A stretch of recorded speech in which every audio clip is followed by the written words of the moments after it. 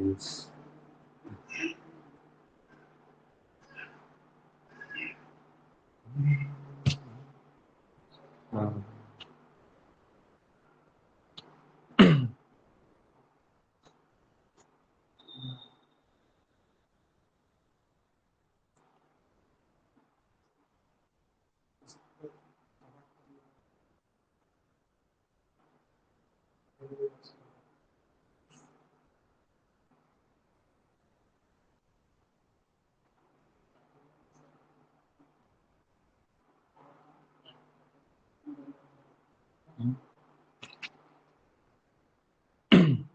नमस्कार मित्रांनो, मी विकेश आठवले आपलं ऑनलाईन प्लॅटफॉर्मवर स्वागत करतो.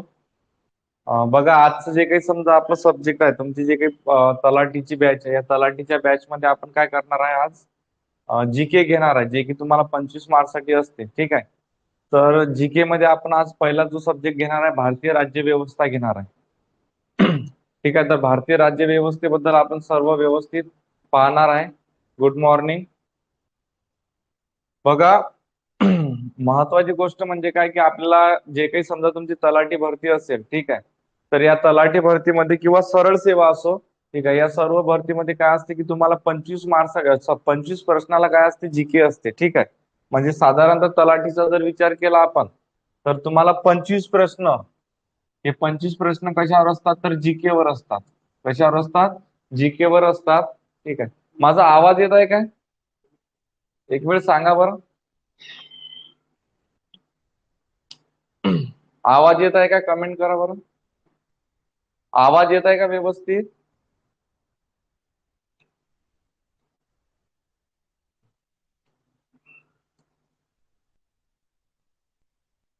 ओके ओके, ठीक आहे. बघा, आपल्याला जे काही समजा जीके वर 25 प्रश्न येतात, जे काही समजा तलाठी भरती वगैरे असेल सरळ सेवेमध्ये, तर तुम्हाला जीके वर 25 प्रश्न येतात.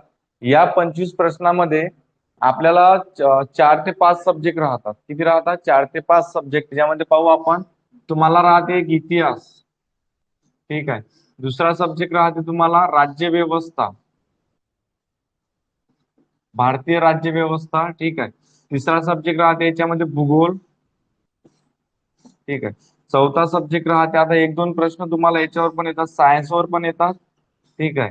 आणि इकॉनॉमिक्स वर पण येतात. ठीक आहे. अशा प्रकारे तुमचे जे काही समजा तुमचं जीके असेल, या जीके वर प्रश्न येतात. आणि साधारणतः 2-3 प्रश्न तुमचे करंट अफेअर पण येतात, म्हणजे चालू घडामोडी त्याला आपण म्हणतो त्याच्यावर. ठीक आहे. तर अशा प्रकारचं तुमची जीके जे सब्जेक्ट आहेत, कोणकोणते? इतिहास, राज्यव्यवस्था, भूगोल, सायन्स आणि इकॉनॉमिक्स. ठीक आहे. आणि त्यानंतर करंट अफेअर. ठीक आहे. तर या घटकावर तुम्हाला साधारणतः 25 प्रश्न येतात. किती प्रश्न येतात? 25 प्रश्न येतात. ठीक आहे. ज्या प्रकारे आपल्याला समजा तुमचं मराठी असेल, त्यानंतर इंग्लिश असेल, ठीक आहे, आणि बुद्धिमत्ता चाचणी आणि गणित असेल, महत्वाचा आहे, त्याच प्रकारे तुमचा हा सब्जेक्ट पण जीकेचा महत्वाचा आहे. ठीक आहे. तर या सब्जेक्टला टाळून चालणार नाही. तर त्यामध्ये काय करणार आहे आपण, हे जे काही सब्जेक्ट असतील, 5 सब्जेक्ट तुम्हाला किती आहेत? 1 2 3 4 5 6 आहे. ठीक आहे. तर या 6 मध्ये आजपर्यंत समजा जे काही तुमचे माडाची एक्झाम झाली असेल किंवा आयटीआयची एक्झाम झाली असेल, त्याच्यामध्ये काय झालेलं आहे, एक भूगोल. ठीक आहे. त्यानंतर राज्य व्यवस्था आणि इतिहास आणि करंट अफेअर, हे जे 4 सब्जेक्ट आहेत ना, याच्यावर तुम्हाला साधारणतः प्रश्न विचारलेले सर्वात जास्त जर विचारले असतील भूगोलावर. ठीक आहे. त्यानंतर इतिहास आणि राज्य व्यवस्थेवर आणि करंट अफेअर 2-3 प्रश्न तुम्हाला येतातच. ठीक आहे. सायन्सवर कमी येतात आणि इकॉनॉमिक्सवर कमी येतात. ठीक आहे. तर हा सिलेबस जो काही समजा आपला जीकेचा असेल, हा पूर्ण आपण कव्हर करून घेणार आहे. तुमचे जे काही समजा 25 प्रश्न, सरळ सेवेमध्ये वेगवेगळ्या परीक्षेला वेगवेगळे प्रश्न येत राहतात जीकेवर. ठीक आहे. तर त्याच्यामध्ये पण तलाठीला तुम्हाला 25 प्रश्न येतात. किती येतात? 25 प्रश्न. तर या सर्व 25 प्रश्नांची आपण तयारी करून घेणार आहे. ठीक आहे. तर पहा, आपला जो पहिला सब्जेक्ट आहे आज चालू करणार आहे आपण राज्य व्यवस्था. कोणता करणार आहे? राज्य व्यवस्था, भारतीय राज्य व्यवस्था हा सब्जेक्ट पाहणार आहे आपण. ठीक आहे. तर त्याबद्दल आपण जे काही कन्सेप्ट असतील महत्वाच्या, ते सर्व कन्सेप्ट पाहणार आहे. ठीक आहे. आणि राज्य व्यवस्था आपली भारताची कशा प्रकारे कामकाज करते ते सर्व पाहणार आहे. ठीक आहे. तर चालू करतो आपल्या लेक्चरला. ठीक आहे. तर त्यामुळे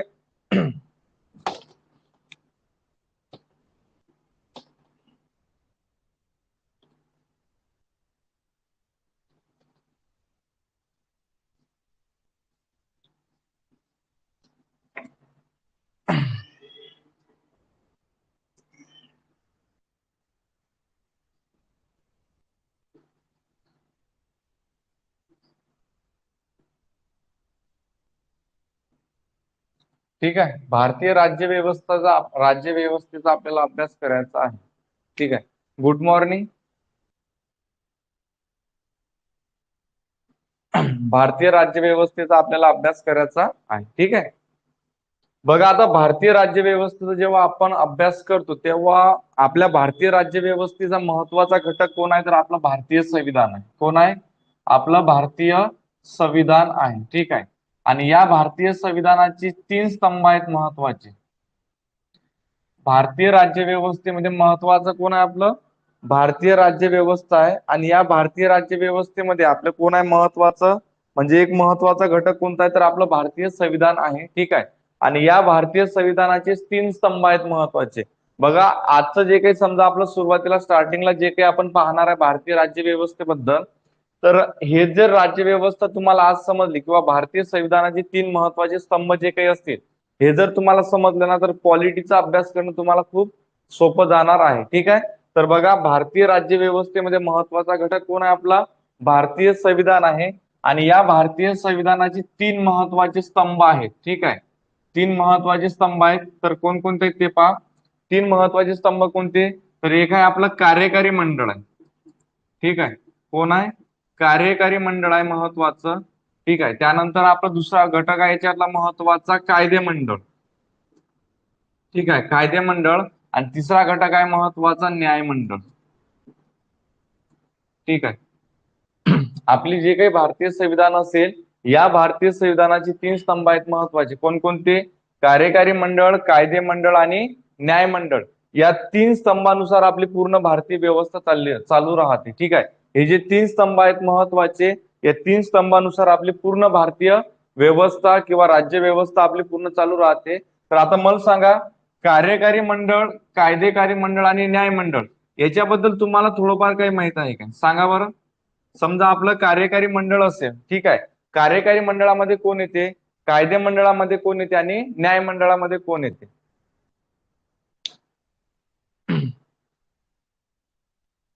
सांगा बरं. मग तुम्हाला काय माहिती असेल याच्याबद्दल? कार्यकारी मंडळावर कोण येते? बघा आपला जो काही संवाद असेल हा दोन्ही साईडला चालू राहणार आहे. मी एकटाच बळबळ करणार नाही. ठीक आहे. तर त्यामुळे आपल्याला काय करायचं आहे की मी काही तुम्हाला प्रश्न विचारत राहणार आहे. ठीक आहे. तर तुम्ही त्याचं उत्तर देत चला. तर तुम्हाला जर समजा काही माहिती असेल, कार्यकारी मंडळ असेल, कायदे मंडळ असेल आणि न्याय मंडळ असेल, या 3 गोष्टीबद्दल तुम्हाला काय माहिती आहे? कार्यकारी मंडळामध्ये बद्दल काय माहिती आहे? काय असते काम कार्यकारी मंडळाचं? प्रशासन चालवणं. कोणतं असते? प्रशासन चालवणं. सांगा बरं तुम्हाला काय माहिती आहे कार्यकारी मंडळाबद्दल? राष्ट्रपती. ठीक आहे. आणखी पीएम. ठीक आहे. राष्ट्रपती, पीएम. आणखी कार्यकारी मंडळ म्हणजे काय? किंवा कार्यकारी मंडळामध्ये आणखी कोण येऊ शकते? पहिला राष्ट्रपती येते, दुसरा पीएम येते, राष्ट्रपती. ठीक आहे. मंत्रिमंडळ. Very good. मंत्रिमंडळ. आणखी आणखी काय? मुख्यमंत्री. ठीक आहे. मुख्यमंत्री हा समजा राज्यातला कार्यकारी मंडळामध्ये येते. आणखी मंत्रिमंडळ. Very good. आणखी महान्यायवादी. बरोबर आहे. महान्यायवादी पण येते. ठीक आहे. आणखी कोण येते? कॅग. ठीक आहे. कॅग पण येते. ठीक आहे. आणखी ठीक आहे. तर तुम्हाला थोडंफार माहिती आहे किंवा कार्यकारी मंडळामध्ये कोण येते? राष्ट्रपती येते आपला. ठीक आहे. मंत्रिमंडळ येते, पंतप्रधान येते. ठीक आहे. महान्यायवादी येते. हे सर्व जे काही घटक असतील हे सर्व घटक त्याच्यामध्ये येतात. ठीक आहे. तर पहा आता आता आपण काय कन्सेप्ट पाहून घेऊ. एक महत्वाची इकडे लक्ष द्या. कार्यकारी मंडळ म्हणजे काय, कायदे मंडळ म्हणजे काय आणि न्याय मंडळ म्हणजे काय. थोडा या कन्सेप्ट साठी आपल्याला वेळ होईल, पण महत्वाची कन्सेप्ट आहे ही. जर तुम्हाला समजली तर अर्थ जास्त पॉलिटी तुमचं इथंच कव्हर होऊन जाणार आहे. ठीक आहे. तर बघा कार्यकारी मंडळ म्हणजे काय, कायदे मंडळ म्हणजे काय आणि न्याय मंडळ म्हणजे काय हे आपल्याला पाहायचं आहे. ठीक आहे. आता बघा कार्यकारी मंडळ म्हणजे काय रे, तर कार्य करणारे. कार्यकारी मंडळ म्हणजे काय? कार्य करणारे. ठीक आहे. ही महत्वाची कन्सेप्ट आहे, लक्ष द्या. कार्यकारी मंडळ म्हणजे काय? कार्य करणारे. कायदे मंडळ म्हणजे काय रे, तर कायदे करणारे. कायदे करणारे. ठीक आहे. म्हणजे कायदे मंडळाचं काय काम आहे रे, तर कायदे तयार करण्याचं. ठीक आहे. कार्यकारी मंडळाचं काय काम आहे, तर कायदे मंडळानं केलेल्या कायद्याची हे काय करतात, अंमलबजावणी करतात. काय करतात, अंमलबजावणी करतात. आणि न्याय मंडळाचं काय काम आहे, कायदे मंडळानं आणि कार्यकारी मंडळानं जे काही समजा कायदा केला असेल, तो जर कायदा कोणाच्या विरोधात असेल, महत्वाची गोष्ट एक नागरिकांच्या विरोधात, ठीक आहे, आणि संविधानाच्या विरोधात असेल, ठीक आहे, या दोन घटकाच्या जर विरोधात असेल तर आपण कुठं जातो, न्याय मंडळामध्ये जातो. कुठं जातो, न्याय मंडळामध्ये न्याय मागण्यासाठी जातो. का जातो, कारण की कायदे मंडळाने केलेला कायदा आणि कार्यकारी मंडळाने केली त्याची अंमलबजावणी हे जर समजा नागरिकांच्या विरोधात असेल किंवा संविधानाच्या विरोधात असेल, संविधानाचा भंग करणारा असेल किंवा राज्यघटनेचा भंग करणारा असेल, तर आपण कुठे जातो न्याय मागण्यासाठी, न्याय मंडळामध्ये जातो. हे समजलं का?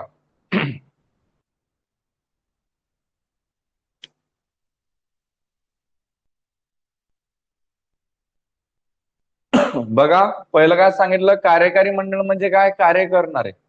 कायदे मंडळ काय, कायदे करणारे. आणि न्याय मंडळ म्हणजे काय, या दोघांनी यांनी केलेला कायदा, यांनी केली त्याची अंमलबजावणी हे जर नागरिकांच्या आणि संविधानाच्या विरोधात असेल तर आपण कुठे जातो, न्यायालयामध्ये जातो. ठीक आहे.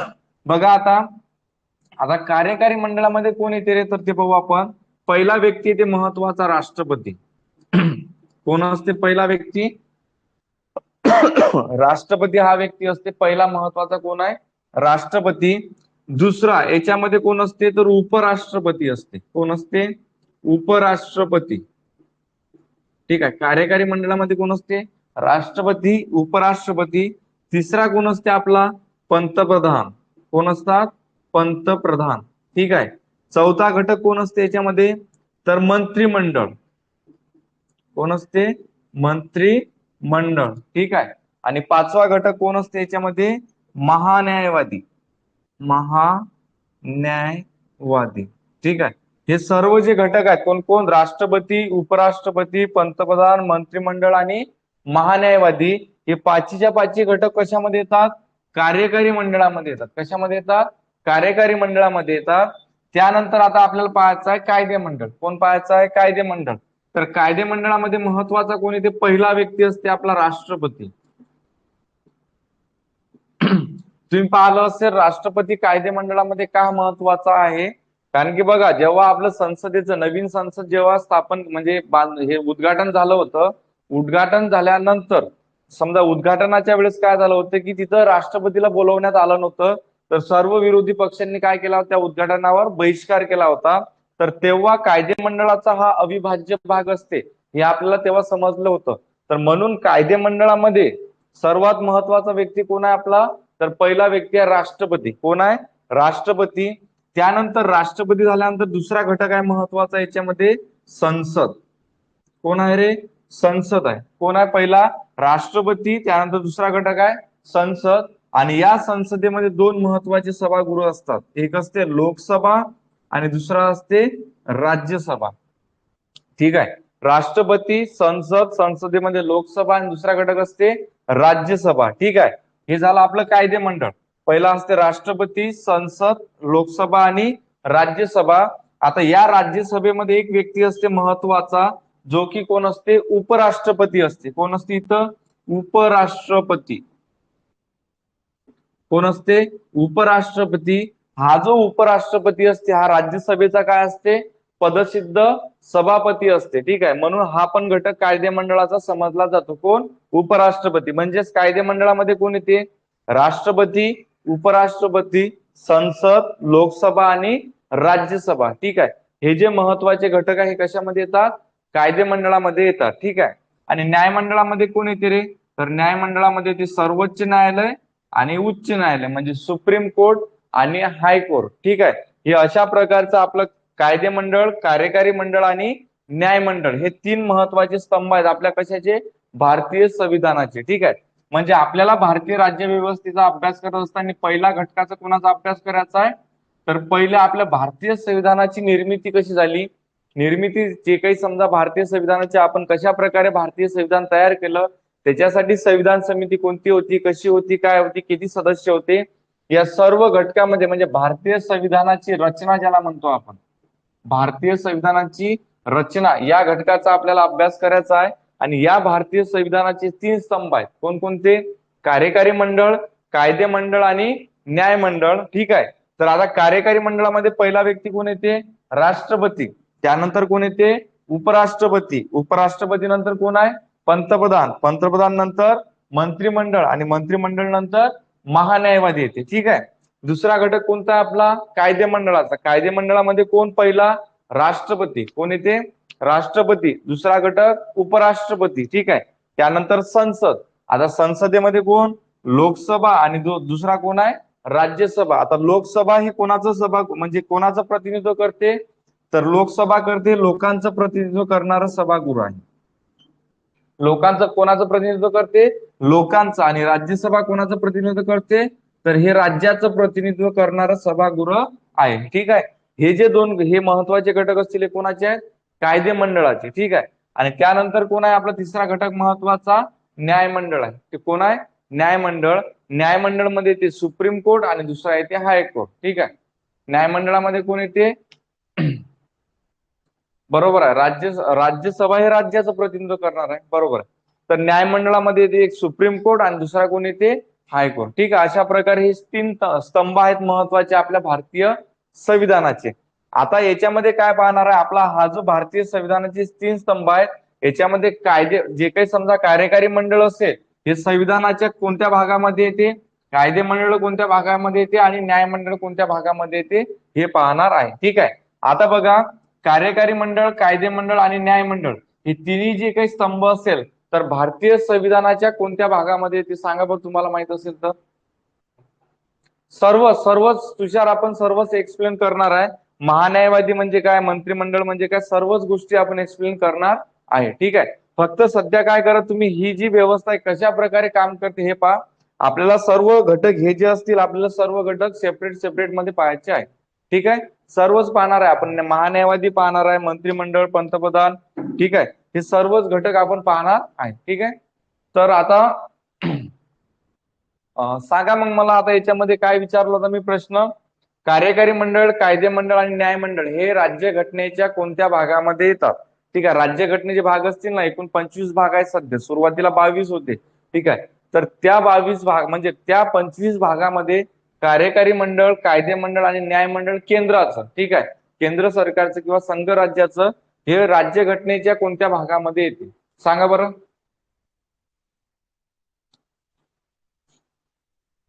भाग कोणता आहे ते दिसत नाही. शिल्पा कांबळे दिसत नाही का लेक्चर? कोणाकोणाला प्रॉब्लेम येत आहे लेक्चर दिसत नाही याचा?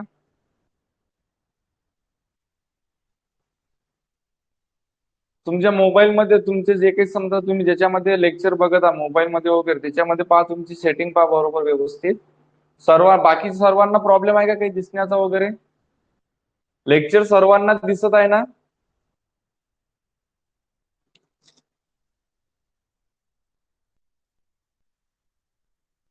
दिसत आहे. ठीक आहे. अस्मिता नाही. ठीक आहे.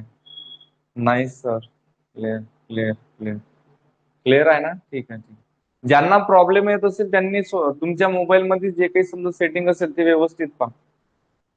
त्यांना दिसत नाही. तुमच्या मोबाईल मधली सेटिंग बघा व्यवस्थित. शिल्पा दिसत आहे ना? ठीक आहे. तुमच्या मोबाईल मधली सेटिंग वगैरे बघा व्यवस्थित. ओके. ठीक आहे. तर सांगा मग आता याच्यामध्ये जे काही तुम्हाला मी एक प्रश्न विचारला होता क्लिअर आहे? ठीक आहे. ओके. ठीक आहे. चालू करू आपण. आपला जो काय प्रश्न विचारला होता मी की जे काही समजा कार्यकारी मंडळ, कायदे मंडळ आणि न्याय मंडळ संघ राज्याचं किंवा केंद्राचं हे जे काही असेल हे राज्य घटनेच्या कोणत्या भागामध्ये येते? ठीक आहे. चला ऑप्शन देऊन द्या तुम्ही. तुम्हाला ऑप्शन मध्ये सांगा. भाग 4, 5, 6 आणि 8 हे भाग आहेत. हे ऑप्शन आहेत तुम्हाला. प्रश्न काय माझा हा प्रश्न येऊ शकतो तुम्हाला. हा प्रश्न मी प्रत्येक जी काही समजा तुम्हाला गोष्ट शिकवणार आहे आजपासून जीके संदर्भात, ठीक आहे, तर या संदर्भात जे जे गोष्टी तुम्हाला मी लिहून देणार आहे किंवा शिकवणार आहे या सर्व घटकावर तुम्हाला प्रश्न येणार आहे. आणि आपण याच्यामध्ये काय करणार आहे, मोस्ट आयएमपी म्हणूनच घटक घेणार आहे. ठीक आहे. भारुड पसारा घेणार नाही. ठीक आहे. आता तुम्हाला इतर ठिकाणी शिकवत असतील की हे वेगवेगळे. ठीक आहे. बरोबर आहे. भाग 5 मध्ये, व्हेरी गुड. ठीक आहे, भाग 5 मध्ये. ठीक आहे, तुमचा ऑप्शन नंबर किती आहे? 2 आहे. ठीक आहे. तर जे काही समजा आपण तुम्हाला शिकवणार आहे हे सर्व मोस्ट इम्पॉर्टंट म्हणून राहणार आहे. ठीक आहे, तर त्यामुळे टेन्शन काही घेऊ नका तुम्ही की एक्झाम मधलं म्हणजे एक्झाम मध्ये काय येणार आहे, कसं येणार आहे, सर्व टीसीएस पॅटर्न नुसारच आपण सर्व घेणार आहे. ठीक आहे, म्हणून आता काय कर, चला मी समजा प्रश्न तुम्हाला विचारत जाणार आहे, तर त्या प्रश्नाचे उत्तर देत चला. जे जे माहित असेल ते माहित नसेल तर काही प्रॉब्लेम नाही आहे. ठीक आहे, मग भारतीय संविधानाच्या भाग किती मध्ये? तर भाग 5 मध्ये संघराज्य व्यवस्था आहे आपली. कोणती? संघ शासन किंवा संघराज्य. ठीक आहे, संघ शासन किंवा संघराज्य हे भाग किती? 5 मध्ये येते. ठीक आहे, तर आता बघा हे भाग 5 मध्ये येते, तर कलम किती पासून रे? तर कलम किती? 52 पासून. कधी किती पासून? कलम 52 पासून तर कलम किती? 151 पर्यंत. ठीक आहे, कलम 52 पासून तर 151 पर्यंत आपलं जे काही संघराज्य असेल हे पूर्ण संघराज्य याच्यामध्ये येते. आलं का लक्षात? कलम किती पासून? कलम 52 पासून कलम 151 पर्यंत. भाग किती आपला? भाग 5. ठीक आहे, भाग 5 मध्ये राज्यघटनेच्या भाग 5 मध्ये कलम 52 पासून तर 151 पर्यंत आपली जी काही समजा संघराज्य व्यवस्था आहे, ठीक आहे, किंवा संघ शासन आहे, हे संघ शासन भाग 5 मध्ये कलम 52 ते 151 पर्यंत येते. ठीक आहे, तर आता याच्यामध्ये 3 पार्ट पडतात: कार्यकारी मंडळ, कायदे मंडळ आणि न्याय मंडळ. आता हे जे समजा आपलं कार्यकारी मंडळ असेल हे कलम कितीपर्यंत येते? तर हे 52 पासून तर कितीपर्यंत? तर 78 पर्यंत. ठीक आहे, 52 पासून तर कितीपर्यंत? 78 पर्यंत कार्यकारी मंडळ येते आपलं. कोणतं मंडळ? कार्यकारी मंडळ. 52 कलम 52 पासून तर 78 पर्यंत कोणतं येते आपलं? कार्यकारी मंडळ. ठीक आहे, त्यानंतर कायदे मंडळ आहे आपलं. कोणतं मंडळ आहे? कायदे मंडळ. कायदे मंडळामध्ये कुठून येते रे? तर 79 पासून. कुठून पासून? 52 ते 78. कलम 52 ते 78 मध्ये कार्यकारी मंडळ. कायदे मंडळ कुठपर्यंत? 79 ते 123 पर्यंत. कितीपर्यंत? 123 पर्यंत आपलं कायदे मंडळ. ठीक आहे, बघा कार्यकारी मंडळाचं कलम किती? भाग 5 मध्ये संघ शासन आपलं 52 ते 151. त्याच्यामध्ये पण कार्यकारी मंडळाचं कलम किती आहे? 52 ते 78. ठीक आहे, त्याच्यामध्ये दुसरा घटक कोणता आपला? कायदे मंडळाचा. कुठून आहे? 79 ते 123 पर्यंत. आणि न्याय मंडळाचा कुठून येते? 124. ठीक आहे, तर 124 पासून तर कुठपर्यंत? 151 पर्यंत. ठीक आहे, 151 पर्यंत हे सर्व घटक येतात. ठीक आहे, तर 148 हे म्हटलं तर आता 148 पासून जे लागते आपला कोण महान आहे आपला, हा लागते काय म्हणतात त्याला? कॅग लागते आपला. ठीक आहे, तर 124 पासून तर आपण काय म्हणू शकतो? 137 पर्यंत, 34 पर्यंत पकडा. ठीक आहे, 134 पर्यंत कोण येते आपला? न्यायमंडळ येते. ठीक आहे, न्यायमंडळ 124 पासून 134 पर्यंत कोण येते? न्यायमंडळ. म्हणजे कार्यकारी मंडळ, कायदे मंडळ आणि न्यायमंडळ हे 3 जे महत्वाचे घटक आहेत, या 3 घटकावर तुमची पूर्ण जे काही समजा राज्य व्यवस्था असते हे काम करते. आता झाली ही संघराज्याची. कोणाची झाली? ही संघराज्याची. आता हे काम कसं करतात हे पाहू आपण. इथपर्यंत समजलं का तुम्हाला? इथपर्यंत समजलं काय? कार्यकारी मंडळ, कायदे मंडळ आणि न्याय मंडळाचे जे काही घटक असतील ते, आणि त्याच्यामध्ये कलम. ठीक आहे, राज्यघटनेच्या भाग किती? 5 मध्ये कलम 52 ते 151 पर्यंत. ठीक आहे, कार्यकारी मंडळ 52 ते 78, कायदे मंडळ 79 ते 123. ठीक आहे, त्यानंतर न्याय मंडळ कुठपर्यंत? 124 ते 134 पर्यंत. ठीक आहे, हे झाल्यानंतर ठीक आहे, आता हे झाल्यानंतर आपल्याला काय करायचं आहे की हे कार्यकारी मंडळ, कायदे मंडळ आणि न्याय मंडळ कशा प्रकारे काम करते हे पाहू आपण. ठीक आहे, बघा सर्वप्रथम पाहू आपण कायदे मंडळ. कोण पाहणार आहे? कायदे मंडळ. कायदे मंडळामध्ये कोण येते? राष्ट्रपती. राष्ट्रपतीची कलम किती आहे रे? तर कलम 52. कलम किती आहे राष्ट्रपतीची? कलम 52. कलम 52 नुसार आपला भारताचा कोण आहे? राष्ट्रपती आहे. राष्ट्रपती नंतर कोण येते? आपली संसद येते. कोण येते? संसद येते. राष्ट्रपती नंतर कोण येते? संसद येते. ठीक आहे, संसदेची जी काही रचना असेल हे कलम कितीनुसार? तर 79. कलम कितीनुसार येते? तर 79. ठीक आहे, राष्ट्रपती कलम 52 नुसार, संसद 79 नुसार. ठीक आहे, आणि या संसदेमध्ये 2 घटक येतात, एक येते लोकसभा आणि येते राज्यसभा. लोकसभेची जी काही कलम असेल इथं लिहितो. लोकसभेची कलम किती येते आपली? तर 81 येते. किती येते कलम? 81. आणि राज्यसभेची किती येते तर कलम 80. ठीक आहे. मग राज्यसभा कलम 80 नुसार, ठीक आहे, राज्यसभेची जी काही रचना असेल ही कलम किती नुसार 80 नुसार. त्यानंतर लोकसभेची रचना असेल कलम 81 नुसार. संसदेची जी काही रचना असेल कलम 79 नुसार. राष्ट्रपती हा आपला 52 नुसार. आणि एक महत्वाचा घटक आहे इथं कोण उपराष्ट्रपती. हा उपराष्ट्रपती राज्यसभेचा पदसिद्ध अध्यक्ष पदसिद्ध सभापती असतो. ठीक आहे. हे तुम्ही लिहून घ्या कुठेतरी किंवा स्टार करून ठेवा. काय करून ठेवा स्टार. राज्यसभेचा पदसिद्ध अध्यक्ष किंवा सभापती, राज्यसभेचा पदसिद्ध सभापती हा कोण असते उपराष्ट्रपती असते. ठीक आहे. आणि या उपराष्ट्रपतीची जी काही कलम असेल तर कलम किती रे तर कलम 63. समजत आहे. ठीक आहे. कलम किती 63. ठीक आहे. आता हे झालं आपलं कायदेमंडळाबद्दल जे काही महत्वाच्या कलम असतील या कलम.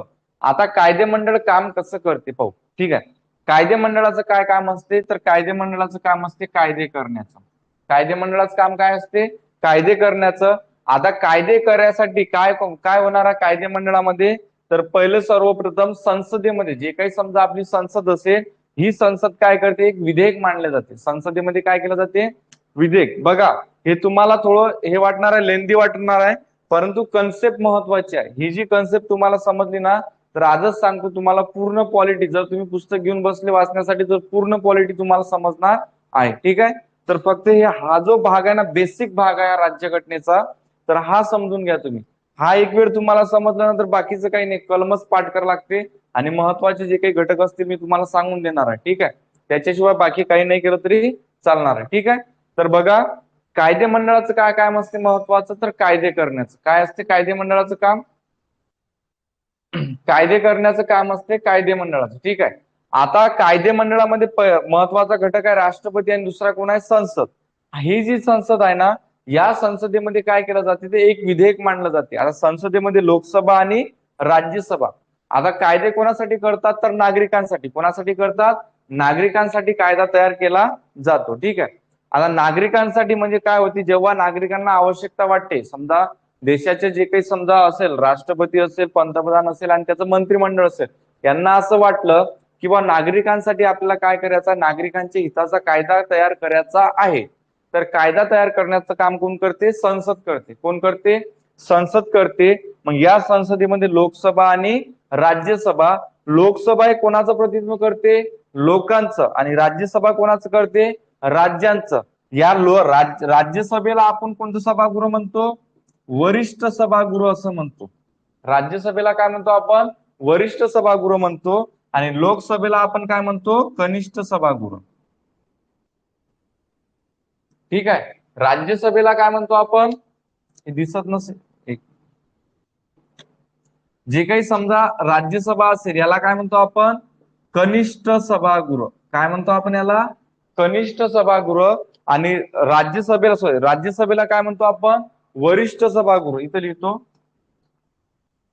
आपली जे काही राज्यसभा असेल याला काय म्हणतो आपण वरिष्ठ सभागृह म्हणतो. ठीक आहे. तुम्हाला प्रश्न येऊ शकते. काय प्रश्न येऊ शकते खालील पैकी राज्यसभा कोणतं सभागृह आहे तर कोणतं सभागृह आहे आपलं वरिष्ठ सभागृह आहे. कोणतं आहे वरिष्ठ सभागृह. आणि लोकसभा कसं आहे रे तर आपले कनिष्ठ सभागृह आहे. लोकसभा म्हणजे लोकांचं प्रतिनिधित्व करणार आणि राज्यसभा म्हणजे राज्याचं प्रतिनिधित्व करणार. ठीक आहे. आता बघा संसदेमध्ये काय म्हटलं जाते लोकसभेमध्ये किंवा राज्यसभेमध्ये कायदा तयार करायचा असेल तर सर्वप्रथम काय केलं जाते तर एक विधेयक मांडलं जाते. काय मांडलं जाते विधेयक मांडलं जाते. आणि हे विधेयक लोकसभेमध्ये पास केलं जाते आणि कुठे पास केलं जाते राज्यसभेमध्ये. समजा विधेयक आहे हे विधेयक काय केलं जाते लोकसभेमध्ये मांडलं जाते आणि राज्यसभेमध्ये. या दोन्ही सभागृहामध्ये हे जर विधेयक पास झालं लक्ष द्या दोन्ही सभागृहामध्ये हे विधेयक पास झालं तर हे विधेयक कोणाची मान्यता घेण्यासाठी जाते तर राष्ट्रपतीची. ठीक आहे. म्हणजे लोकसभेमध्ये विधेयक पास झालं राज्यसभेमध्ये विधेयक पास झालं या दोन्ही सभागृहामध्ये विधेयक पास झाल्यानंतर कोणाकडे जाते ही राष्ट्रपतीकडे जाते. आणि राष्ट्रपतीने जेव्हा याला मान्यता दिली याच्यावर अशा प्रकारे समजा राष्ट्रपतीनं साईन केली याला मान्यता दिली. हे मान्यता दिल्यानंतर याची मग काय कशात रूपांतर होते कायद्यातले. सुरुवातीला तो कायदा असते काय नाही सुरुवातीला विधेयक हा कायदा नसते. सुरुवातीला कायदा तयार करण्यासाठी आपल्याला लोकसभेमध्ये आणि राज्यसभेमध्ये काय मांडावं लागते विधेयक मांडावं लागते. हे विधेयक लोकसभेमध्ये आणि राज्यसभेमध्ये पास झाल्यानंतर ते जाते राष्ट्रपतीकडे, आणि राष्ट्रपतीकडे गेल्यानंतर या राष्ट्रपतीने जर त्याला मंजुरी दिली, काय दिली, राष्ट्रपतीने त्याला मंजुरी दिली, तर ते कशात रूपांतर होते, विधेयकाचं रूपांतर कशामध्ये, कायद्यामध्ये होते. कशामध्ये होते, कायद्यामध्ये. आता विधेयकाचं रूपांतर राष्ट्रपतीच्या साईन नंतर कुठं कायद्यामध्ये रूपांतर झाल्यानंतर या कायद्याची अंमलबजावणी, या कायद्याची काय करावं लागते आपल्याला, अंमलबजावणी करायचं आहे. तर मग अंमलबजावणी कोण करीन रे, तर कोण करणार आहे, कार्यकारी मंडळ. लक्ष द्या, कोण करते, कार्यकारी मंडळ. बघा, कायदे मंडळामध्ये सुरुवातीला विधेयक मांडलं जाते, विधेयक मांडल्यानंतर, ठीक आहे, विधेयक मांडल्यानंतर कुठं जाते ते, राष्ट्रपतीकडे. राष्ट्रपती याला मान्यता देते. समजा राष्ट्रपतीने मान्यता दिली तर ते विधेयकाचं रूपांतर कायद्यामध्ये होते, आणि कायद्यामध्ये रूपांतर झाल्यानंतर या कायद्याची आता काय करायची आपल्याला, अंमलबजावणी करायची आहे. ठीक आहे, अंमलबजावणी करायची आहे. तर अंमलबजावणी कोण करते रे, आपलं कार्यकारी मंडळ करते. कोण करते, कार्यकारी मंडळ आपली अंमलबजावणी करते. आणि यांनी अंमलबजावणी केल्यानंतर ते कोणासाठी उपयोगात आणले जाते, नागरिकांसाठी. कारण की कोणाच्या हितासाठी कायदा केला असते आपण, नागरिकांच्या हितासाठी कायदा केलेला असते. मग कायदे मंडळाचं काय काम आहे, कायदे तयार करण्याचं. कार्यकारी मंडळाचं काय काम आहे, केलेला कायदा याची काय करायची, अंमलबजावणी करण्याचं या कार्यकारी मंडळाचं काम आहे. ठीक आहे, मग कायदे मंडळाने केलेला कायदा आणि कार्यकारी मंडळाने केलेली त्याची अंमलबजावणी हे कोणाच्या विरोधात असेल, एक ते नागरिकांच्या विरोधात असेल किंवा संविधानाच्या विरोधात असेल. तर मग आपण काय करतो, समजा एखादी गोष्ट आपल्या विरोधात असेल किंवा आपल्यावर आपल्या मूलभूत अधिकार असेल, आपल्या जगण्याच्या अधिकारावर जे काही समजा बंधने येत असतील, कशामुळे, कायदे केलेल्या कायद्यामुळे आणि त्याची केलेल्या अंमलबजावणीमध्ये जर आपले मूलभूत अधिकार डावलण्यात येत असेल तर आपण कुठे जातो, न्यायमंडळामध्ये जातो. कशासाठी, दाद मागण्यासाठी. दाद मागतो का आपण, ठीक आहे, आपण दाद मागतो की दाद मागतो, न्यायमंडळामध्ये काय मागतो, दाद मागतो की दाद मागतो. तर आपण काय मागतो इथं न्यायमंडळामध्ये, दाद. दाद म्हणजे काय रे, तर न्याय मागणे. दाद म्हणजे काय, न्याय मागणे. ठीक आहे, मग न्याय मागण्यासाठी आपण कुठं जातो रे, तर आपण जातो कुठं, न्यायमंडळामध्ये. ठीक आहे, मग न्यायमंडळामध्ये कलम 32 नुसार आपण मूलभूत अधिकारावर जर हनन होत असेल तर कलम 32 नुसार आपण कुठं जातो, सर्वोच्च न्यायालयामध्ये जातो. कुठं जातो, सर्वोच्च न्यायालयामध्ये, त्याला सुप्रीम कोर्ट असं म्हणतात. आणि कलम 226 नुसार, कलम 226 नुसार आपण कुठे जातो, हायकोर्टामध्ये जातो. ठीक आहे, म्हणजेच काय, उच्च न्यायालयामध्ये जातो जर आपल्या मूलभूत अधिकारावर जर गदा येत असेल तर. कायदे मंडळामुळे किंवा कार्यकारी मंडळामुळे जर आपल्या मूलभूत अधिकारावर जर गदा येत असेल किंवा नागरिकांच्या विरोधात असेल किंवा संविधानाच्या विरोधात असेल तर आपण कुठे जातो, न्यायमंडळामध्ये जातो. आणि न्यायमंडळामध्ये गेल्यानंतर न्यायमंडळ सांगते, त्याची पडताळणी करते त्या कायद्याची.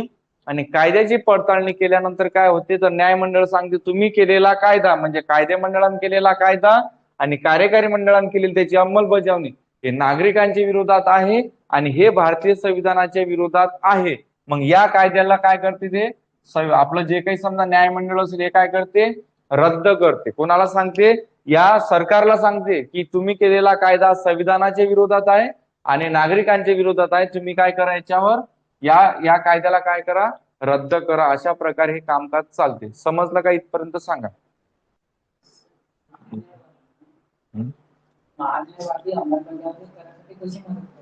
हा काय, हा महान्यायवादी कशी करते पाहिजे बघा. आता कायदे मंडळ यांनी केलेला कायदा आणि कार्यकारी मंडळाने केलेली अंमलबजावणी. बघा, एक प्रश्न आला आपल्याकडे की हा महान्यायवादी कार्यकारी मंडळाचं काम कसं करते किंवा अंमलबजावणी करण्यासाठी कशा प्रकारे मदत करते. तर पहा, कायदे मंडळाने समजा केलेला कायदा आणि कार्यकारी मंडळाने केलेली त्याची अंमलबजावणी हे कोणाच्या विरोधात असेल, नागरिकांच्या विरोधात असेल आणि संविधानाच्या विरोधात असेल. तर हे नागरिक कुठे जाणार आहेत, न्यायमंडळामध्ये. नागरिक कुठे जाणार आहे, न्यायमंडळामध्ये.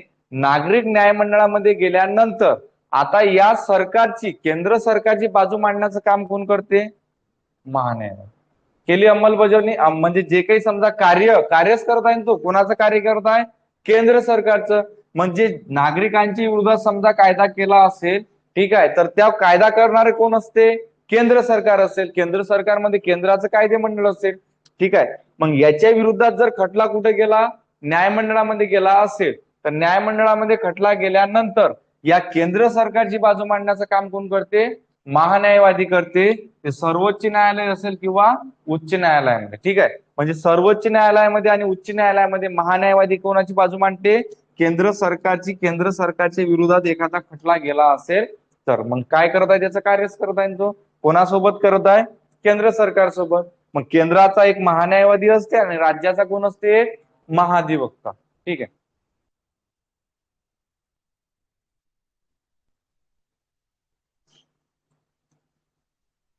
ठीक आहे, तर अशा प्रकारे आता हे जे आहे हे इथपर्यंत समजलं का तुम्हाला? सांगा. यांनी एक प्रश्न आला होता आपल्याकडे महत्वाचा, की महान्याय प्रश्न काय आला होता? महान्यायवादी कार्यकारी मंडळामध्ये कशा स्वरूपाचं कार्य करते? ठीक आहे, त्याचं कार्य करण्यास म्हणजे कशा स्वरूपामध्ये कार्य करते? तर कशा स्वरूपात करते? समजा कायदे मंडळानं केलेला कायदा आणि त्याची केलेली अंमलबजावणी कोण? कार्यकारी मंडळानं. या विरोधात समजा जर नागरिक कुठे गेले? न्यायमंडळामध्ये गेले, तर न्यायमंडळामध्ये कोण? सुप्रीम कोर्ट आणि हायकोर्ट. या दोन्ही कोर्टमध्ये केंद्र सरकारची बाजू मांडण्याचं काम कोण करते? महान्यायवादी करते. म्हणजे कार्यकारी मंडळामध्ये तो सहभागी असते. कोणाच्या? तर केंद्र सरकारच्या. तशाच प्रकारे राज्याचा एक केंद्र सरकारचा असते महान्यायवादी आणि राज्य सरकारचा कोण असते? महाधिवक्ता. महान्यायवादी. ठीक आहे, बरं मला सांगा तुम्हाला समजत आहे का व्यवस्थित? सांगा, फास्ट कमेंट करून सांगा इथपर्यंत शिकवलेलं आहे तुम्हाला समजलं का? भारतीय संविधानाचे 3 स्तंभ आहेत महत्वाचे: कार्यकारी मंडळ, कायदे मंडळ आणि न्यायमंडळ कशा स्वरूपाने काम करते हे समजलं का? फास्ट मध्ये सांगा, सर्वच जण सांगा. कोणाकोणाला समजलं, कोणाला समजलं नाही सांगा फास्ट मध्ये.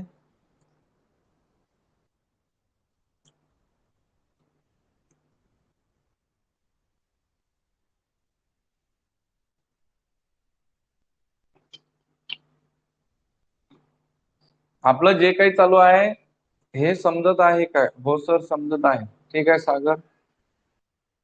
ओके ओके, चांगल्या प्रकारे समजत आहे का सांगा बरं? डोक्यात जात आहे तुमच्या की डोक्याच्या वर जात आहे? हातमध्ये जात आहे डोक्यात?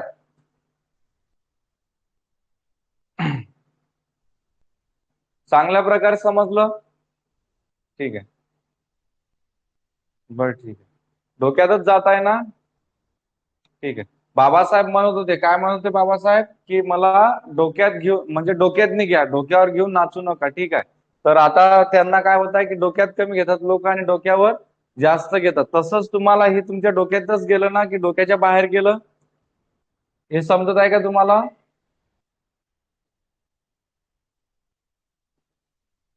ठीक आहे, चालते. मग समोर घेऊ आपण आता. ठीक आहे, बघा ही जी रचना आहे, ही जी रचना आहे महत्वाची रचना आहे. ठीक आहे, कोणाची? भारतीय संविधानाची 3 स्तंभ आहे. ठीक आहे, हे 3 स्तंभ महत्वाचे आहे. ठीक आहे, आता इथं प्रश्न कसा आहे ना, एवढं सर तुम्हाला जो काही समजा भारोड पसारा सांगितला असेल, ठीक आहे, तर याच्यावर प्रश्न कसा येणार आहे पहा. सोपा प्रश्न येणार आहे. पहिला प्रश्न, आता बघा एवढं जे काही समजा तुम्हाला अर्ध्या तासामध्ये मी काही सांगितलेलं आहे याच्यावर आता बघा अशाच प्रकारे आपल्याला काम करायचं आहे. म्हणजे एक टॉपिक घेणार आहे आपण, तो टॉपिक संपल्यानंतर आपण काय करणार आहे त्याच्यावर प्रश्न कसा येऊ शकते किंवा कसा प्रश्न आलेला हे पाहणार आहे. ठीक आहे, बघा आता प्रश्न कसा येते याच्यावर आपण विचार करणार आहे. ठीक आहे, पहिलं बघा, भारतीय संविधानाचे 3 स्तंभ सांगितले: कार्यकारी मंडळ, कायदे मंडळ आणि न्यायमंडळ. ठीक आहे, आता पहिला प्रश्न येते तुम्हाला, संघ राज्य. हे जे तिन्ही स्तंभ आहेत, कार्यकारी मंडळाचे, कायदे मंडळाचे आणि न्यायमंडळाचे आहे. ठीक आहे, ही तिन्ही स्तंभ कोणाचे आहेत? भारतीय संविधानाचे. आणि त्याच्यामध्ये पहिला जो भाग असेल आपला राज्यघटनेच्या किती भागमध्ये? राज्यघटनेच्या 5 भागमध्ये. भाग 5 मध्ये, संविधानाच्या किंवा राज्यघटनेच्या भाग 5 मध्ये कलम 52 ते 151 मध्ये संघ राज्याची तरतूद आहे. आणि याच्यावर प्रश्न काय येणार आहे? राज्यघटनेच्या कोणत्या भागामध्ये संघ राज्याची तरतूद आहे? पहिला प्रश्न झाला तुमचा इथं क्लिअर. काय प्रश्न झाला तुमचा?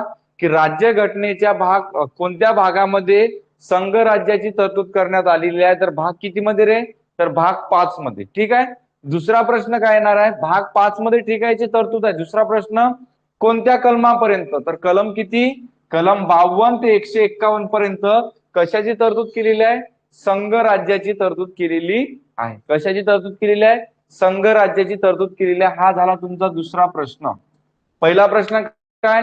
राज्यघटनेच्या भाग किती मध्ये याची तरतूद आहे? दुसरा प्रश्न काय? भाग 5 मध्ये तर याची तरतूद आहे, पण कोणत्या कलमामध्ये? तर कलम 52 ते 151 पर्यंत. ठीक आहे. त्यानंतर आता बघा याच्यामध्ये जे काही समजा 3 स्तंभ पाहिले आपण, कार्यकारी मंडळ. मग तुम्हाला प्रश्न काय येऊ शकते की कार्यकारी मंडळाची तरतूद कोणत्या कलमामध्ये दिलेली आहे? आपलं कार्यकारी मंडळ कोणत्या कलमानुसार कामकाज करते? तर कलम किती नुसार रे? तर 52 ते 178. किती? 52 ते 178 मध्ये कार्यकारी मंडळाची तरतूद आहे. हा पण झाला आपला 1 2 3 तीन प्रश्न. आता एवढी जे काही डायग्राम दिलेली आहे, एवढ्या डायग्रामवर तुम्हाला बघा प्रश्न किती येतात. तर ठीक आहे, याला स्मार्ट वर्क म्हणतात मित्रांनो. तुम्हाला जास्त पुस्तक वाचण्याचं काम नाही, कारण की टीसीएस मध्ये जास्त काही अवघड प्रश्न विचारत नाही. ठीक आहे, जे काही प्रश्न येतात ते सोपी येतात आणि कलमाच्या आधारावर जास्तीत जास्त येतात. ठीक आहे, म्हणून ही डायग्राम महत्वाची आहे. हा व्हिडिओ तुम्हाला समजला असेल तर पुन्हा एक वेळ रिपीट पहा. असाल आपलं लेक्चर झाल्यानंतर पुन्हा एक वेळ रिपीट पहा आणि प्रत्येक गोष्ट समजून घ्या एक एक करून. ठीक आहे, तर बघा आता प्रश्न काय येणार आहे? तिसरा प्रश्न काय येणार आहे आपला? कार्यकारी मंडळाची तरतूद कोणत्या कलमामध्ये आहे? तर कलम 52 ते 78 पर्यंत कार्यकारी मंडळाची तरतूद आहे. त्यानंतर कायदे मंडळाची तरतूद कुठपर्यंत आहे? 79 ते 123 पर्यंत आहे. त्यानंतर न्यायमंडळाची तरतूद किती आहे? 124 ते 134 पर्यंत आहे. ठीक आहे, त्यानंतर बघा आता राष्ट्रपती. आपला जो कार्यकारी मंडळामध्ये, आता असा पण प्रश्न येऊ शकते तुम्हाला. कसा प्रश्न येऊ शकते? कार्यकारी मंडळामध्ये खालीलपैकी कोणते व्यक्ती आहेत किंवा नाही, किंवा कोणते घटक आहेत? काय प्रश्न येऊ शकते? कार्यकारी मंडळामध्ये खालीलपैकी कोणत्या घटकांचा समावेश होतो? तर कोणत्या घटकांचा होतो? राष्ट्रपती, उपराष्ट्रपती, पंतप्रधान, ठीक आहे, त्याचं मंत्रिमंडळ आणि महान्यायवादी. राष्ट्रपती, उपराष्ट्रपती, पंतप्रधान, मंत्रिमंडळ आणि महान्यायवादी हे कशामध्ये येतात? आपल्या कार्यकारी मंडळामध्ये येतात. मग राष्ट्रपतीची कलम किती नुसार? तर राष्ट्रपती हा कलम 52 नुसार. ठीक आहे, इथं लिहितो राष्ट्रपती किती कलम नुसार? कलम 52 नुसार. उपराष्ट्रपती किती नुसार? कलम 63 नुसार. पंतप्रधान किती नुसार? कलम 75 नुसार. मंत्रिमंडळ किती नुसार? कलम 74 नुसार. आणि महान्यायवादी कलम किती नुसार? तर कलम 76 नुसार. बघा एका कार्यकारी मंडळावर तुम्हाला प्रश्न किती येऊ शकतात आणि हे प्रश्न आलेले आहेत. राष्ट्रपती कलम किती नुसार? कलम 52 नुसार. उपराष्ट्रपती किती नुसार? कलम 63 नुसार. पंतप्रधान किती नुसार? 75 नुसार. ठीक आहे, मंत्रिमंडळाची तरतूद किती नुसार आहे? कलम 74 नुसार. आणि महान्यायवादीची कलम किती आहे? तर कलम 76 नुसार हा आपला महान्यायवादी आहे. कलम किती नुसार? 76 नुसार.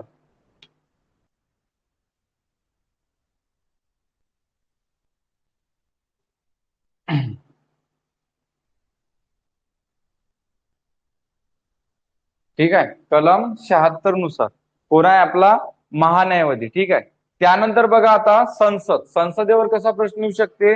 भारतीय राज्यघटनेच्या कलम किती नुसार संसदेची तरतूद करण्यात आलेली आहे किंवा संसदेची रचना आहे? कलम किती नुसार? 79 नुसार. कलम किती नुसार? 79 नुसार. त्यानंतर तुम्हाला येऊ शकते संसदेमध्ये कोणकोणते घटक असतात महत्वाचे?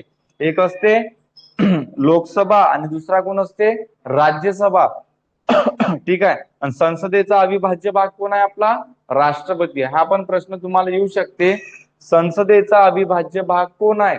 तर राष्ट्रपती आहे. कारण की हा करंट संदर्भात प्रश्न आहे. मगाशी सांगितलं मी, नवीन संसदेचं जेव्हा उद्घाटन झालं तेव्हा राष्ट्रपतीला बोलवण्यात आलं नव्हतं, तर सर्व विरोधी पक्षानं बहिष्कार टाकला होता या उद्घाटनावर. मग त्याच्यावर तुम्हाला प्रश्न येऊ शकते, संसदेचा अविभाज्य भाग कोण आहे? तर संसदेचा अविभाज्य भाग कोण आहे? राष्ट्रपती आहे. राष्ट्रपती शिवाय संसद होते का तयार? नाही होत. ठीक आहे, मग संसदेमध्ये कोण आहे? लोकसभा. ठीक आहे, लोकसभा कलम किती नुसार?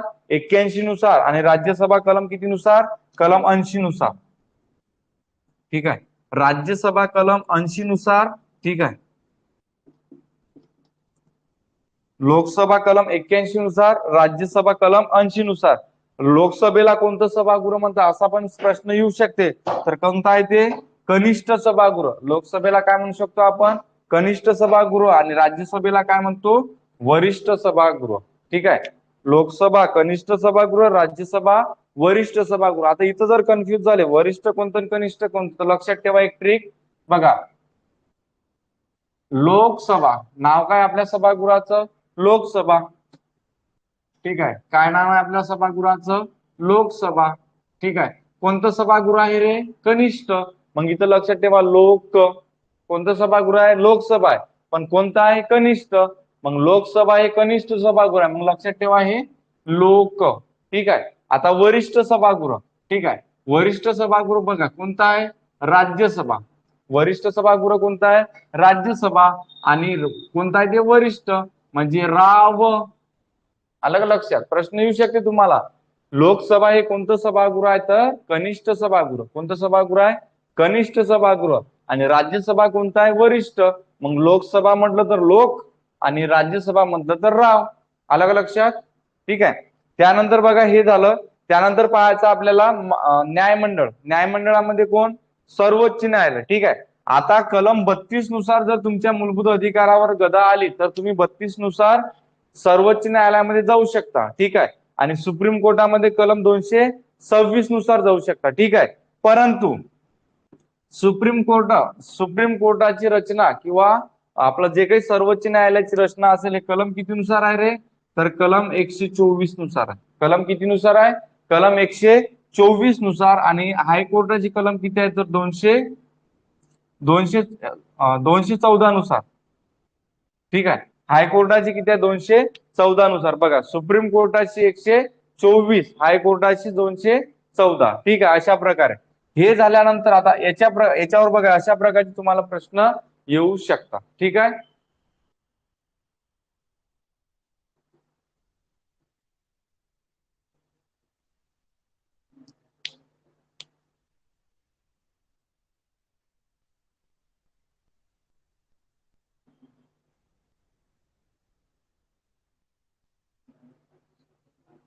ठीक आहे. बघा आता कनिष्ठ सभागृह म्हणजे काय आणि वरिष्ठ सभागृह म्हणजे काय याची कन्सेप्ट सांगतो. ठीक आहे. एवढं समजलं का सांगा? एवढं समजलं असेल? एवढं समजलं का तुम्हाला व्यवस्थित? हे सांगा. आपण हे पण पाहणार आहे मग कनिष्ठ सभागृह म्हणजे काय आणि वरिष्ठ. जे काही आतापर्यंत आपलं झालेलं आहे हे व्यवस्थित समजलं का?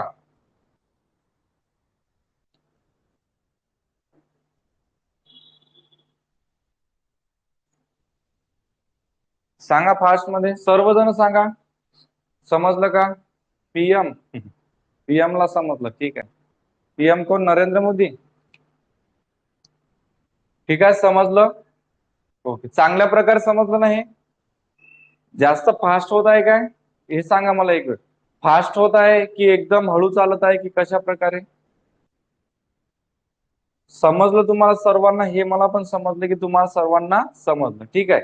आता मला एक सांगा, हे जे होत आहे आपलं सर्व, हे सर्व फास्ट होत आहे की हळू होत आहे? कसं होत आहे? व्यवस्थित होत आहे? राधिका बरोबर. ठीक आहे. ओके आहे. क्लिअर. व्यवस्थित आहे ना सर्व? फास्ट होत नाही ना? ठीक. Okay okay. ठीक आहे.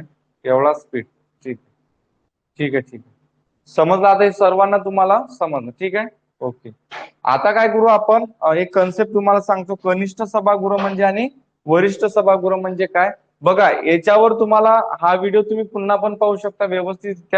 एक काय काम करा, तुम्हाला हे जर समजा असं डायग्रामॅटिक पाहिजे असेल तर याचं काय करा, तुम्ही एक स्क्रीनशॉट काढून घ्या. स्क्रीनशॉट निघत असेल तर स्क्रीनशॉट काढून घ्या.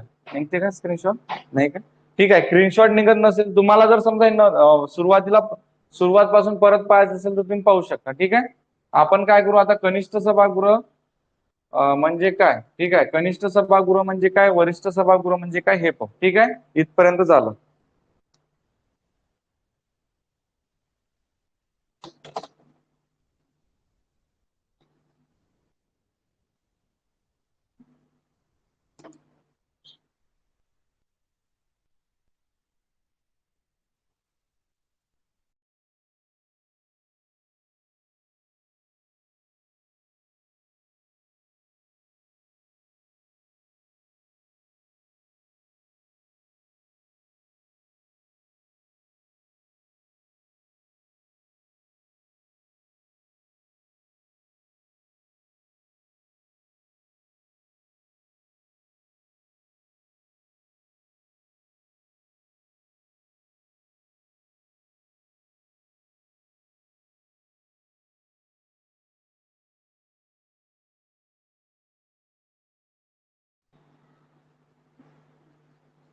ओके ठीक आहे. बघा आता आपल्याला पाहायचं आहे, बघा संसद. ठीक आहे, संसद आहे आपली. ठीक आहे, या संसदेमध्ये ही संसद. ठीक आहे, या संसदेमध्ये दोन घटक आहेत आपले, कोणकोणते? आता संसदेमधले महत्वाचा घटक आहे आपला राष्ट्रपती. कोण आहे महत्वाचा? राष्ट्रपती. इथं आयएमपीच करून ठेवा, याच्यावर तुम्हाला प्रश्न यावर्षी 100% मला असं वाटतं येऊ शकते. जर सरळ सेवेला हा प्रश्न आला नाही, पण कंबाईनला हा प्रश्न ठेवलेला आहे. कंबाईनची एक्झाम माहित असेल तुम्हाला, एमपीएससी घेते. ठीक आहे, तर या कंबाईनला हा प्रश्न ठेवलेलाच आहे, राष्ट्रपती. ठीक आहे, राष्ट्रपती हा कायदे मंडळाचा किंवा संसदेचा काय आहे रे? तर अविभाज्य भाग आहे. कसा आहे तो? अविभाज्य भाग आहे. राष्ट्रपती शिवाय कायदे मंडळ नाही आणि राष्ट्रपती शिवाय संसद नाही. ठीक आहे, आता संसदेमध्ये दोन सभागृह पाहिले आपण, कोणते आहेत? एक आहे लोकसभा आणि दुसरं कोणतं आहे आपलं? राज्यसभा. ठीक आहे, एक आहे लोकसभा आणि दुसरं कोण आहे? राज्यसभा. आता बघा, हे लोकसभा म्हणजे काय? लोकांचं प्रतिनिधित्व करते. कोणाचं प्रतिनिधित्व करते? लोकांचं. आणि राज्यसभा म्हणजे काय? हे करते राज्यांचं प्रतिनिधित्व. कोणाचं प्रतिनिधित्व करते? राज्यांचं. ठीक आहे, या लोकसभेला काय म्हणतो आपण? कनिष्ठ सभागृह असं म्हणतो. काय म्हणतो आपण याला? कनिष्ठ सभागृह. ठीक आहे, आणि राज्यसभेला काय म्हणतो आपण? तर वरिष्ठ सभागृह असं म्हणतो. आता हे लक्षात कसं ठेवायचं? लोकसभा म्हणजे कनिष्ठ सभागृह, लोकसभेचा लो. ठीक आहे, आणि कनिष्ठ सभागृहाचा क म्हणजे लोकसभा आहे कनिष्ठ सभागृह. राज्यसभेचं कसं लक्षात ठेवायचं आपल्याला? राज्यसभेचा रा आणि वरिष्ठाचा व.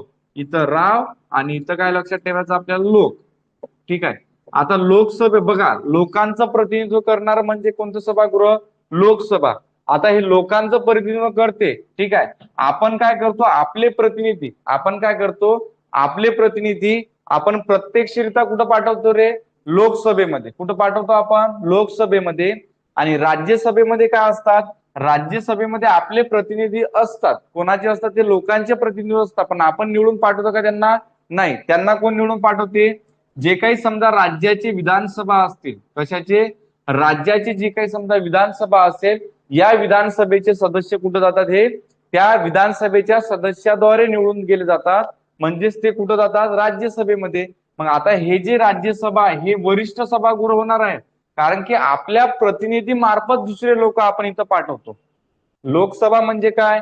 लोकांचं प्रतिनिधित्व करणार म्हणजे कनिष्ठ सभागृह. म्हणजे हे झालं वरिष्ठ म्हणजे वरचं सभागृह आणि कनिष्ठ म्हणजे खालचं सभागृह. आता या लोकांचे प्रतिनिधित्व करणारे लोकसभेमध्ये जातात आणि राज्याचे प्रतिनिधित्व करणारे राज्यसभेमध्ये जातात.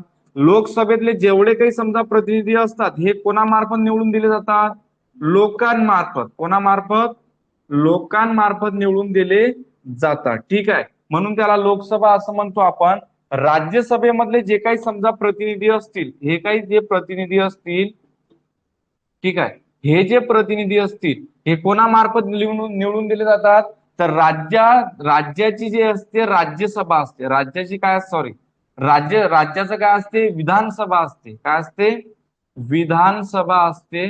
या विधानसभेमध्ये लोकांमार्फत जे काही समजा आपण प्रतिनिधी पाठवतो, ठीक आहे, लोकांमार्फत आपले प्रतिनिधी असतात. हे प्रतिनिधी म्हणजे लोकांचे प्रतिनिधी. लोकांचे प्रतिनिधी. ठीक आहे, प्रतिनिधी. लोकांचे प्रतिनिधी म्हणजे विधानसभेमध्ये जे काही समजा लोकांचे प्रतिनिधी असतात, हे प्रतिनिधी कोणाच्या? त्यांचे प्रतिनिधी कुठं पाठवतात रे? वरिष्ठ सभागृहामध्ये पाठवतात. म्हणजे कुठं पाठवतात? राज्यसभेमध्ये. म्हणजे हे लोकांमार्फत डायरेक्ट निवडून जातात आणि हे लोकांमार्फत अप्रत्यक्ष निवडून जातात. म्हणून याला काय म्हणतो? कनिष्ठ. कनिष्ठ म्हणजे खालचं सभागृह आणि वरिष्ठ म्हणजे वरचं सभागृह. ठीक आहे, समजलं का इथपर्यंत? इथपर्यंत समजलं का? ते सर्वच सांगणार आहे मी तुम्हाला. किती सदस्य असतात, काय सदस्य असतात, त्या सर्व गोष्टी होणार आहे. ठीक आहे, कन्सेप्टचुअल भाग जो आहे तो महत्वाचा, हे लक्षात ठेवा. तुम्हाला ही कन्सेप्ट समजली काय? ठीक आहे, किती सभागृह, किती सदस्य असतात, काय असतात, ते सर्वच पाहणार आहे. 88 कोण केलं ते? गुड्डी 88 888 नसतात. ठीक आहे, सर्व सांगतो किती असतात, काय असतात तर. ठीक आहे, जे सांगत आहे हे व्यवस्थित समजत आहे का सांगा पहिले. तुम्ही काय प्रश्न विचारतात सर, किती असतात सदस्य आणि किती असतात हे नंतर पाहू आपण. ठीक आहे, ही कन्सेप्ट समजली काय, की कनिष्ठ सभागृह म्हणजे काय, वरिष्ठ सभागृह म्हणजे, कनिष्ठ म्हणजे काय, लोकांचे प्रतिनिधी म्हणजे कुठं जातात, हे लोकसभेमध्ये जातात. म्हणजे लोकांद्वारे डायरेक्ट आपण आपले प्रतिनिधी लोकसभेमध्ये पाठवतो. राज्यसभेमध्ये काय पाठवतो आपण, की आपले जे प्रतिनिधी असतात हे त्यांचे प्रतिनिधी कुठं पाठवतात, राज्यसभेमध्ये. म्हणजे राज्यातले जे काही विधानसभा असतील, विधानसभेचे जे काही सदस्य असतील, हे सदस्य त्यांचे प्रतिनिधी कुठं पाठवतात, राज्यसभेमध्ये. म्हणून या सभागृहाला आपण वरिष्ठ सभागृह म्हणतो. हे राज्याचं प्रतिनिधित्व करते. हे कोणाचं करते, लोकांचं. म्हणून हे राज्याचं प्रतिनिधित्व करते म्हणजेच वरिष्ठ सभागृह आहे ना. हे लोकांचं प्रतिनिधित्व करते म्हणजे कनिष्ठ सभागृह आहे. ठीक आहे, म्हणून याला कनिष्ठ सभागृह असं म्हणतात लोकसभेला, आणि राज्यसभेला आपण वरिष्ठ सभागृह असं म्हणतो. इथपर्यंत समजलं का, क्लिअर झालं असेल तुमचं सर्वांचं. ठीक आहे, हे झाल्यानंतर आता आपल्याला पाहायचं, हे सर्व झालं. आता पाहायचं आपल्याला काय, आपलं संविधान चालू करायचं. इथपर्यंत तुम्हाला समजलं असेल जे काही कन्सेप्ट आहे. आपण कोणती कन्सेप्ट पाहिली होती याच्यामध्ये, आपलं पहिलं काय सांगितलं तुम्ही तुम्हाला, की भारतीय राज्य व्यवस्था पाहायची होती आपल्याला. आपण भारतीय राज्य व्यवस्थेमध्ये काय पाहिलं, सुरुवातीला महत्वाचा घटक कोणता होता आपला, भारतीय संविधान. कोणता होता, भारतीय संविधान. आणि या भारतीय संविधानाचे 3 स्तंभ आपण पाहिले होते. किती स्तंभ, 3 स्तंभ पाहिले होते. कोणकोणते, कार्यकारी मंडळ, कायदे मंडळ आणि न्याय मंडळ, हे 3 स्तंभ पाहिले. आणि या 3 स्तंभाबद्दल आपण महत्वाचे जे काही महत्वाचे डिटेल कन्सेप्च्युअल भाग जो असेल आपण सर्व तुम्हाला सांगितलेला आहे. ठीक आहे, आता हे तीन जे काही गोष्टी आपण पाहिल्या होत्या, लोक म्हणजे कोणत्या, कार्यकारी मंडळ, कायदे मंडळ आणि न्याय मंडळ, याची डिटेल माहिती आपल्याला पाहिजे. ठीक आहे, याची डिटेल माहिती आपल्याला पाहिजे. म्हणजे राष्ट्रपती कोण असते, कशाद्वारे त्याची निवडणूक होते, त्याची पात्रता काय आहे, त्याची निवडणूक कशाद्वारे होते. ठीक आहे, तो अपात्र कसा होते. ठीक आहे, महाभियोगाची पद्धत म्हणजे काय, या सर्व गोष्टी आपण त्याच्यामध्ये पाहणार आहे. ठीक आहे, त्यानंतर संसदेमध्ये पण पाहणार आहे आपण, लोकसभा कसं काम करते, राज्यसभा कसं काम करते. ठीक आहे, आणि न्यायमंडळामध्ये सुप्रीम कोर्ट कसं काम करते आणि हायकोर्ट. ठीक आहे, आता जसं हे केंद्राचं संघ राज्य होतं तसं समोरच्या नंतर जे काही समजा आपण आपलं राज्य शासन चालू करणार आहे तेव्हा राज्य शासनाबद्दल सांगणार आहे. ठीक आहे, तर हे झाल्यानंतर आता आपण पाहणार आहे काय, भारतीय संविधान पाहणार आहे आपण. आपल्या भारतीय संविधानाची कशा स्वरूपाची रचना आहे, किती सदस्य होते भारतीय संविधान तयार करण्यासाठी, कुठून संकल्पना आली, काय आली, हे सर्व गोष्टी आपण पाहणार आहे. ठीक आहे, तर आता नेक्स्ट हेडलाईन राहणार आहे आपलं. ठीक आहे, फक्त भारतीय संविधान.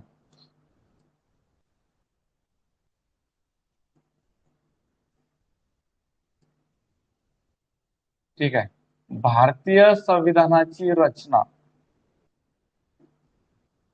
ठीक आहे, काय पाहायचं आपल्याला, भारतीय संविधानाची रचना. ठीक आहे,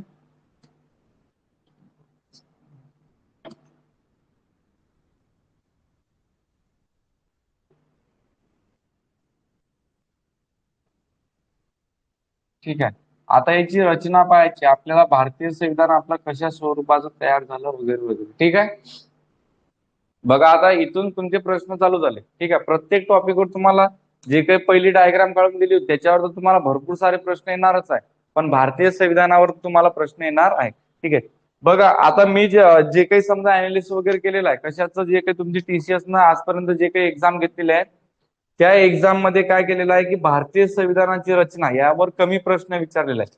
प्रश्न कुठे विचारलेला आहे, जे काही तुमचं संसद असेल, त्यानंतर राज्याचं विधिमंडळ असेल, ठीक आहे, राष्ट्रपती असेल, राज्यपाल असेल, मंत्रिमंडळ असेल, या घटकावर सर्व प्रश्न विचारलेले आहेत. ठीक आहे, भारतीय संविधानाच्या रचनेवर तुम्हाला खूप कमी प्रश्न विचारलेले आहेत. ठीक आहे, त्यामुळे आपण याच्यामध्ये जास्त डिटेल जाणार नाही. जे जे महत्वाच्या गोष्टी आहेत ते सर्व महत्वाच्या गोष्टी पाहणार आहे. ठीक आहे, आता भारतीय संविधानाच्या रचनेमध्ये आपण याची पहिले काय पाहणार आहे, की ऐतिहासिक पार्श्वभूमी पाहणार आहे. ठीक आहे, काय पाहणार आहे आपण, ऐतिहासिक पार्श्वभूमी. ठीक आहे, भारतीय संविधानामध्ये काय पाहणार आहे आपण, ऐतिहासिक पार्श्वभूमी कशा स्वरूपाची आहे. ठीक आहे, बघा भारतीय संविधान तयार करण्यासाठी एक संविधान समिती असावी किंवा संविधान सभा असावी. काय, भारतीय संविधान तयार करण्यासाठी एक संविधान सभा असावी, अशा प्रकारची सर्वप्रथम संकल्पना कोणी मांडली असेल तर कोण आहे सांगा बरं, माहित आहे का तुम्हाला. भारतीय संविधान तयार करण्यासाठी एक संविधान सभा असावी. काय असावी? एक संविधान सभा असावी अशा प्रकारची संकल्पना सर्वप्रथम कोणी मांडली? गांधी. महात्मा गांधी आहेत मित्रा, ते गांधी नाही आहेत. कोण? गुड्डी. गुड्डी ते महात्मा गांधी आहेत, गांधी नाही ते. ठीक आहे. आपण सर्वजण जे काही आज उभे असणार आहे ते सर्व ते महात्मा गांधीच्या मुळेच उभे आहे. ठीक आहे. इथं सर्वजण जे काही तुम्हाला शिकण्याचं जे काही समजा आता तुम्हाला स्वातंत्र्य मिळालेलं ते महात्मा गांधीमुळेच आहेत. तर रिस्पेक्ट करत चला, रिस्पेक्टनं नाव घ्या. ठीक आहे. महात्मा गांधी नाव आहे त्यांचं. ठीक आहे. ठीक आहे. बाबासाहेब आंबेडकरांनी संविधानाची संकल्पना मांडली नाही, सर्वप्रथम नाही मांडली. ठीक आहे. भारतीय संविधान सभा असावी अशी संकल्पना सर्वप्रथम फक्त कशाही प्रकारचं काय लिखित स्वरूपात वगैरे नाही आहे, अशी त्यांनी फक्त कुठेतरी म्हटलं होतं एका याच्यामध्ये अधिवेशनामध्ये की भारतीय संविधान तयार करण्यासाठी एक सभा असावी, असं कोणी म्हटलं होतं? महात्मा गांधीने म्हटलं होतं. परंतु भारतीय संविधानाची सर्वप्रथम संकल्पना, ठीक आहे, संकल्पना किंवा कल्पना हे जर मांडली असेल तर कोण मांडली होती सर्वप्रथम? तर मावेंद्रनाथ रॉयांनी मांडली होती. कोणी मांडली होती? मावेंद्रनाथ रॉय. ठीक आहे. भारतीय संविधानाची कल्पना किंवा संकल्पना भारतीय संविधान समिती असावी. काय? भारतीय संविधान समिती असावी किंवा भारतीय संविधान सभा असावी अशी कल्पना सर्वप्रथम कोणी मांडली होती? मावेंद्रनाथ रॉय यांनी मांडली होती. ठीक आहे. त्यानंतर बघा, ही संविधान सभा मांडल्यानंतर आता आणखी दुसऱ्या नंबरला कोण होतं महत्वाचं? तर एक होते पंडित जवाहरलाल नेहरू. कोण होते? पंडित जवाहरलाल नेहरू. या पंडित जवाहरलाल नेहरूंनी, ठीक आहे, पंडित जवाहर, ठीक आहे, पंडित जवाहरलाल नेहरूंनी काय केलं होतं? एक सांगितलं होतं काय? किंवा भारतीय संविधान सभा आपण तयार करणार आहे. बघा, भारतीय संविधान सभा असावी अशी कल्पना सर्वप्रथम कोणी मांडली? तर मावेंद्रनाथ रॉय यांनी मांडली. ठीक आहे. त्यानंतर पंडित जवाहरलाल नेहरू आले. कधी? हे 1934 ला. ठीक आहे. 1934 ला यांनी सर्वप्रथम कल्पना किंवा संकल्पना मांडली. त्यानंतर पंडित जवाहरलाल नेहरूंनी 1938 ला, कधी? 1938 ला काय म्हटलं होतं त्यांनी? की भारतीय संविधान सभा आपण तयार करू. ठीक आहे. भारतीय संविधान सभा जे काही समजा तयार होणार आहे त्याच्यामध्ये जे काही आपण प्रतिनिधी पाठवू. बघा, भारतीय संविधान सभा असावी अशी कल्पना सर्वप्रथम मावेंद्रनाथ रॉय यांनी मांडली. मावेंद्रनाथ रॉय यांना काय म्हणतो आपण?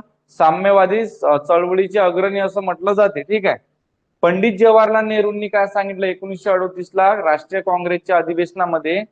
जे काही संविधान सभा असणार आहे आपली, या संविधान सभेमध्ये आपण जे काही प्रतिनिधी पाठवणार आहे हे प्रतिनिधी कशाद्वारे पाठवणार आहे? तर प्रौढ मतदार पद्धतीद्वारे. ठीक आहे. कशाद्वारे? प्रौढ मतदार. ठीक आहे. प्रौढ मतदार पद्धतीद्वारे आपण त्यांना पाठवणार आहे. कोणाला पाठवणार आहे? तर संविधान सभेमध्ये असणारे जे काही सदस्य असतील, ठीक आहे, संविधान सभा जे काही आपण तयार करणार आहे त्या संविधान सभेमध्ये जे काही समजा आपण सदस्य पाठवणार आहे हे कशा पद्धतीने? प्रौढ मतदार पद्धतीने आपण त्यांना पाठवणार आहे. ठीक आहे. असं कोणी म्हटलं होतं? पंडित जवाहरलाल नेहरूंनी. कधी म्हटलं होतं? 1938 मध्ये. कधी म्हटलं होतं? 1938 मध्ये. त्यानंतर आता 1940 मध्ये काय झालं होतं रे? 1940 मध्ये एक व्हाईसरॉय आला होता. कोण होता तो? नाही, एक व्हाईसरॉय आला होता, लॉर्ड लिनलिथिगो. का? कोण आला होता? लॉर्ड लिनलिथिगो आला होता. लॉर्ड लिनलिथिगो. लिनलिथिगो. ठीक आहे. लिनलिथिगो आला होता. आणि हा आल्यानंतर आता बघा 1940च्या दरम्यान काय झालं होतं? जे काही समजा संविधान आपली स्वातंत्र्याच्या चळवळी चालू होत्या. कशासाठी? स्वातंत्र्य. बा आम्हाला काय करा तुम्ही आता, आमच्या देशाला आम्हाला तुम्ही स्वातंत्र्य द्या असे ब्रिटिशांकडे आपण मागणी मागत होतो, मागणी करत होतो. आणि या मागणीमध्ये काय झालं होतं की आता त्यांनी म्हटलं, सुरुवातीला आपण म्हणत होतो वसाहतवादी स्वातंत्र्य द्या. ठीक आहे. नंतर अशा प्रकारे किंवा आम्हाला कायदेमंडळामध्ये सहभागी करा, अशा प्रकारे आपल्या मागण्या चालू होत्या. परंतु या कालखंडामध्ये काय झालं होतं की डायरेक्ट आता आम्हाला काय द्या तुम्ही? स्वातंत्र्यच द्या, बाकीच्या काहीच गोष्टी आम्हाला पाहिजे नाही, आम्हाला फक्त तुम्ही काय द्या? स्वातंत्र्य द्या. मग आता स्वातंत्र्य द्या. तर तेव्हा काय वाटलं होतं ब्रिटिशांना? जर समजा यांची मागणी अशा प्रकारे चालू आहे, स्वातंत्र्य द्या, स्वातंत्र्य द्या, तर हे सर्वजण आपल्याला भारी जाणार आहेत. तर मग त्यांनी काय केलं होतं? 1940 मध्ये व्हाईसरॉय आला होता. कोण? लॉर्ड लिनलिथिगो आला होता. आणि या लिलिथिगोने एक ऑगस्ट ऑफर जाहीर केली होती. कोणती? ऑगस्ट ऑफर जाहीर केली होती. आणि या ऑगस्ट ऑफर मध्ये काय सांगितलं होतं? ऑगस्ट ऑफर दिली होती. ऑफर भेटली की आपण भारतीय लोक कसं, ऑफर भेटली की आपण एकदम पिघळून जातो. ठीक आहे. मग तेव्हा यांना एक ऑफर भेटली होती. कोणती ऑफर? August offer. कोणत्या महिन्यात? ऑगस्ट महिन्यात होती, म्हणून त्याला ऑगस्ट ऑफर असं म्हणतो. ठीक आहे. मग एक ऑगस्ट ऑफर जाहीर करण्यात आली होती. कोणी केली ऑगस्ट ऑफर? हा पण प्रश्न येऊ शकते. 1940 मध्ये ऑगस्ट ऑफर कोणी जाहीर केली? तर कोणी? लॉर्ड लिनलिथिगो. कोणी केली? लॉर्ड लिनलिथिगो. आणि या लिनलिथिगोनं काय सांगितलं? जे काही तुम्ही भारतीय संविधान तयार करणार आहेत, तर या भारतीय संविधानामध्ये मुख्यतः कसं? मुख्यतः किंवा अंशतः, ठीक आहे, मुख्यतः किंवा अंशतः कोणाचा सहभाग असावा रे? तर भारतीय लोकांचा सहभाग असावा.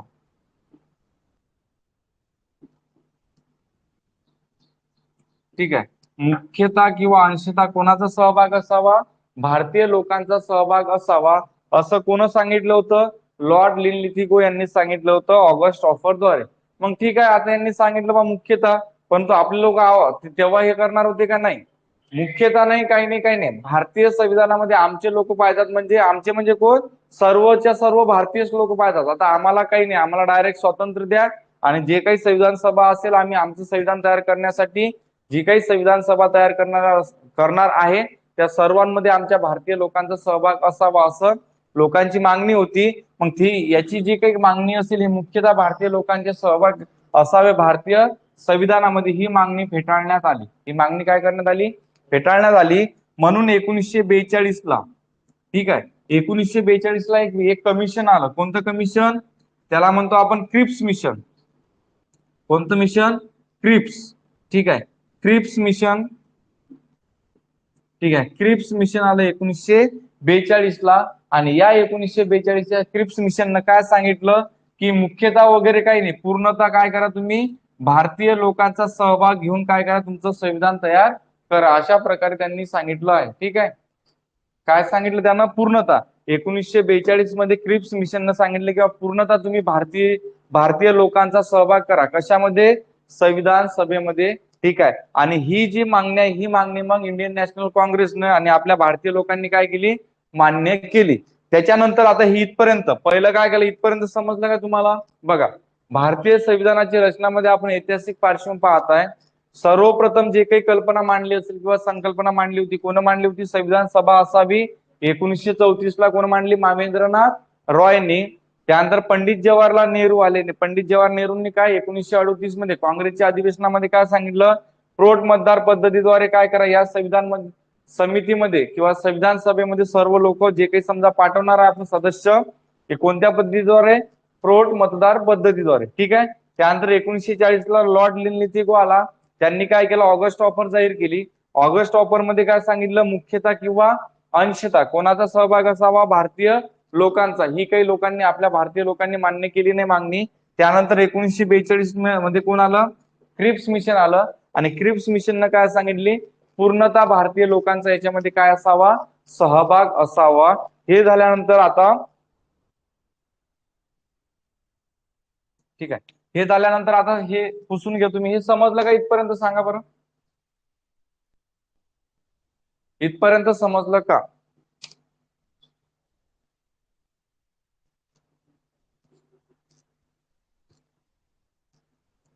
सांगा फास्ट मध्ये, इथपर्यंत समजलं का तुम्हाला?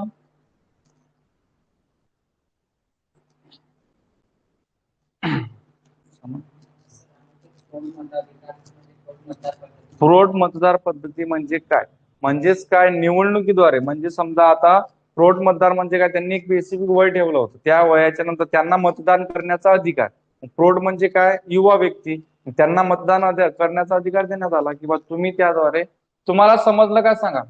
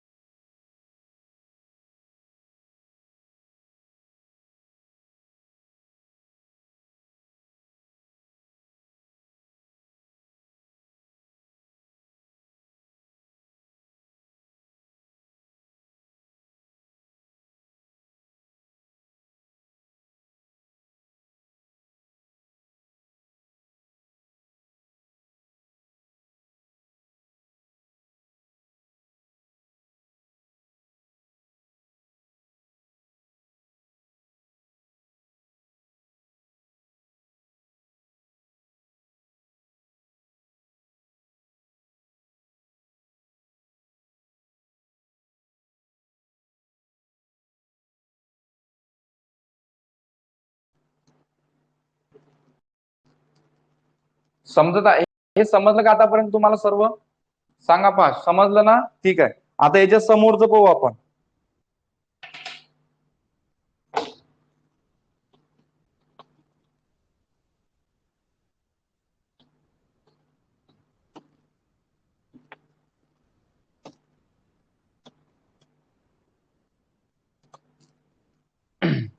ठीक आहे. बघा आपण कुठपर्यंत आलो होतो? 1942 ला. ठीक आहे. 1942 ला कोणतं मिशन आलं होतं? क्रिप्स. ठीक आहे. क्रिप्स मिशन आलं होतं. क्रिप्स मिशननं काय सांगितलं? भारतीय संविधान जे काही संविधान समिती तयार करणार आहे याच्यामध्ये सहभाग कोणाचा असेल? पूर्णतः भारतीय लोकांचा सहभाग असणार आहे. ठीक आहे. आता क्रिप्स मिशन नंतर 1946 ला एक कमिशन आलं. कोणतं कमिशन? त्याला म्हणतो आपण काय? Cabinet mission. ठीक आहे. हे क्रिप्स कमिशन किंवा कॅबिनेट मिशन आलं त्यानंतर. ठीक आहे. कॅबिनेट मिशन आलं. ठीक आहे. कॅबिनेट. ठीक आहे. Cabinet mission. ठीक आहे. बघा 1946 ला कॅबिनेट मिशन आलं. ठीक आहे. 1942 ला सांगितलं होतं पूर्णतः भारतीयांचा सहभाग असावा. त्यानंतर 1946 ला कोण आलं? कॅबिनेट मिशन आलं. ठीक आहे. या कॅबिनेट मिशनने काय सांगितलं की आता भारतीय संविधान जे काही समजा भारतीय संविधान समिती आपण तयार करणार आहे याच्यामध्ये पूर्णतः भारतीय लोक तर असणार आहे. जे कोणी सांगितलं होतं? क्रिप्स मिशनने. ठीक आहे. कॅबिनेट जे काही समजा ही जी कॅबिनेट मिशन असेल या कॅबिनेट मिशनने सांगितलं 1946 ला की त्यांनी मान्यता देऊन दिली. कशाला? संविधान समितीला. यांनी काय दिली? संविधान समितीला मान्यता देऊन दिली. ठीक आहे. आणि मान्यता दिल्यानंतर आता यांनी मान्यता दिली आणि मान्यता दिल्यानंतर यांनी काय सांगितलं की आता या संविधान समितीसाठी तुम्ही काय करा? आता निवडणुका घ्या. यांनी काय सांगितलं? या संविधान समितीसाठी काय घ्या तुम्ही? आता निवडणुका घ्या. कोणी सांगितलं? कॅबिनेट मिशनने. ठीक आहे. यांनी डायरेक्ट याला मान्य करून टाकलं. जे काही क्रिप्स मिशननं सांगितलं होतं ठीक आहे त्याला यांनी मान्यता दिली आणि मान्यता दिल्यानंतर यांनी सांगितलं की तुम्ही काय करा? आता संविधान सभेच्या कशाच्या? संविधान सभेच्या काय करा तुम्ही? आता निवडणुका घ्या. तर ठीक आहे. मग यांनी मान्यता दिल्यानंतर 1946 ला जुलै महिन्यामध्ये. ठीक आहे. 1946 जुलै महिन्यामध्ये काय करण्यात आलं? इथं निवडणुका घेण्यात आल्या. ठीक आहे. जुलै 1946 ला संविधान सभेच्या कशाच्या? संविधान सभेच्या. ठीक आहे. संविधान जे काही सभा असेल या संविधान सभेच्या काय घेण्यात आल्या? निवडणुका घेण्यात आल्या. आणि हे निवडणुका किती लोकांच्या घेण्यात आल्या रे? तर 389. किती सदस्य होते निवडणुकीमध्ये? हे 389 सदस्य आपल्याला कुठं पाठवायचे होते? संविधान सभेमध्ये. मग आता हे जे 389 सदस्य होते या 389 सदस्यांचे 3 ग्रुप तयार करण्यात आले. किती ग्रुप तयार करण्यात आले? 4. किती ग्रुप तयार करण्यात आले? 4. कोणकोणते? तर 389 सदस्यामध्ये काही ब्रिटिश प्रांतातील सदस्य. ठीक आहे. जे काही समजा ब्रिटिश प्रांत असतील या ब्रिटिश प्रांतातील काही सदस्य.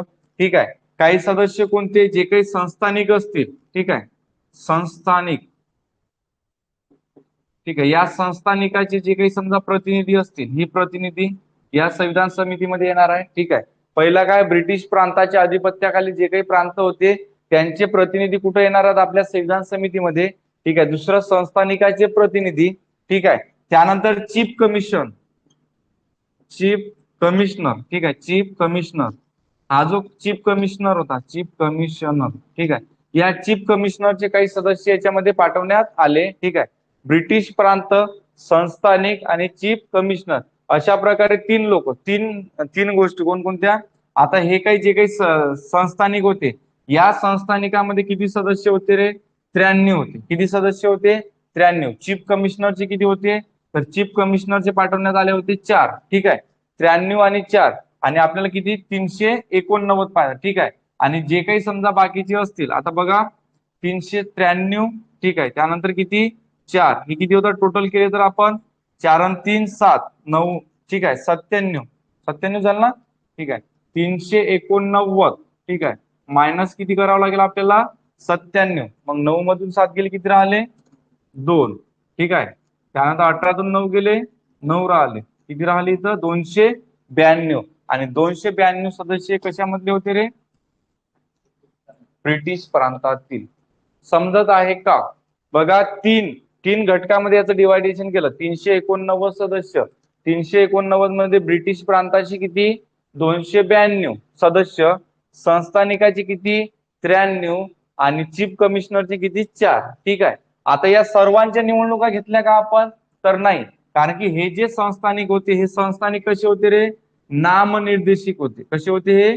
नामनिर्देशित होते.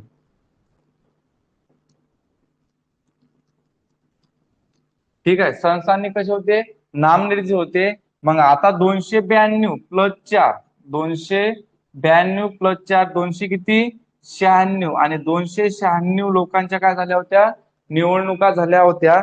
आणि 296 सदस्य हे निवडणुकीद्वारे संविधान समितीमध्ये गेले. आणि संस्थानिकाचे सदस्य 93 हे कसे केले होते? नामनिर्देशित केले होते. मग अशा प्रकारे 389 सदस्यांची आपली संविधान समिती काय झाली? तयार झाली. ठीक आहे. अशा प्रकारे संविधान समिती आपली तयार झाली. ही संविधान समिती झाल्यानंतर मग या संविधान समितीनं काय केले? आपले स्वतःचे अधिवेशन घेतले.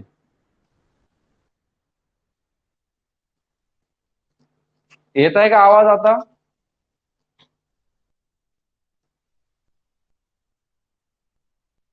येत आहे का व्यवस्थित आवाज?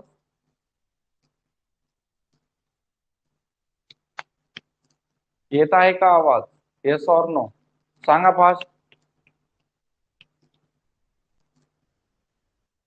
आवाज येत आहे का? ठीक आहे. हे समजलं का? बघा, 1942चा क्रिप्स मिशन आला होता. क्रिप्स मिशननं काय सांगितलं होतं? पूर्णतः संविधान समितीमध्ये भारतीय लोकांचा सहभाग असावा. ठीक आहे. ठीक आहे. इकडे लक्ष द्या. आता येत असेल आवाज तर. ठीक आहे.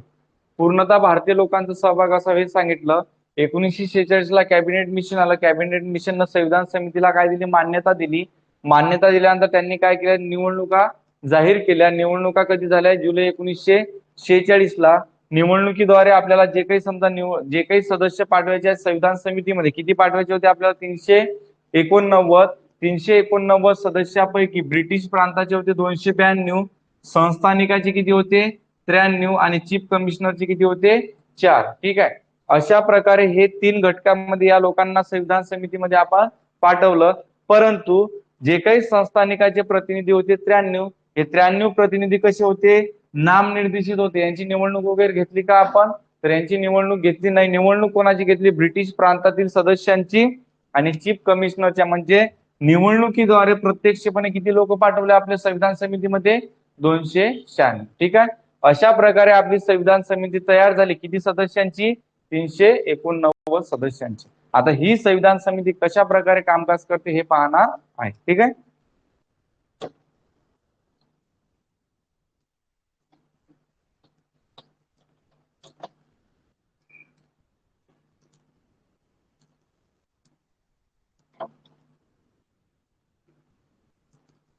ठीक आहे. आता एक हे पण सांगून देतो, जे काही निवडणुका घेतल्या होत्या आपल्या, एक सांगून देतो तुम्हाला, राहिला आहे ते. ठीक आहे. बघा, 389 लोक जे काही होते, या 389 मध्ये समजा आपल्याला आपण निवडणुकीद्वारे किती पाठवले? 296. ठीक आहे. या 296 मध्ये काय झालं होतं?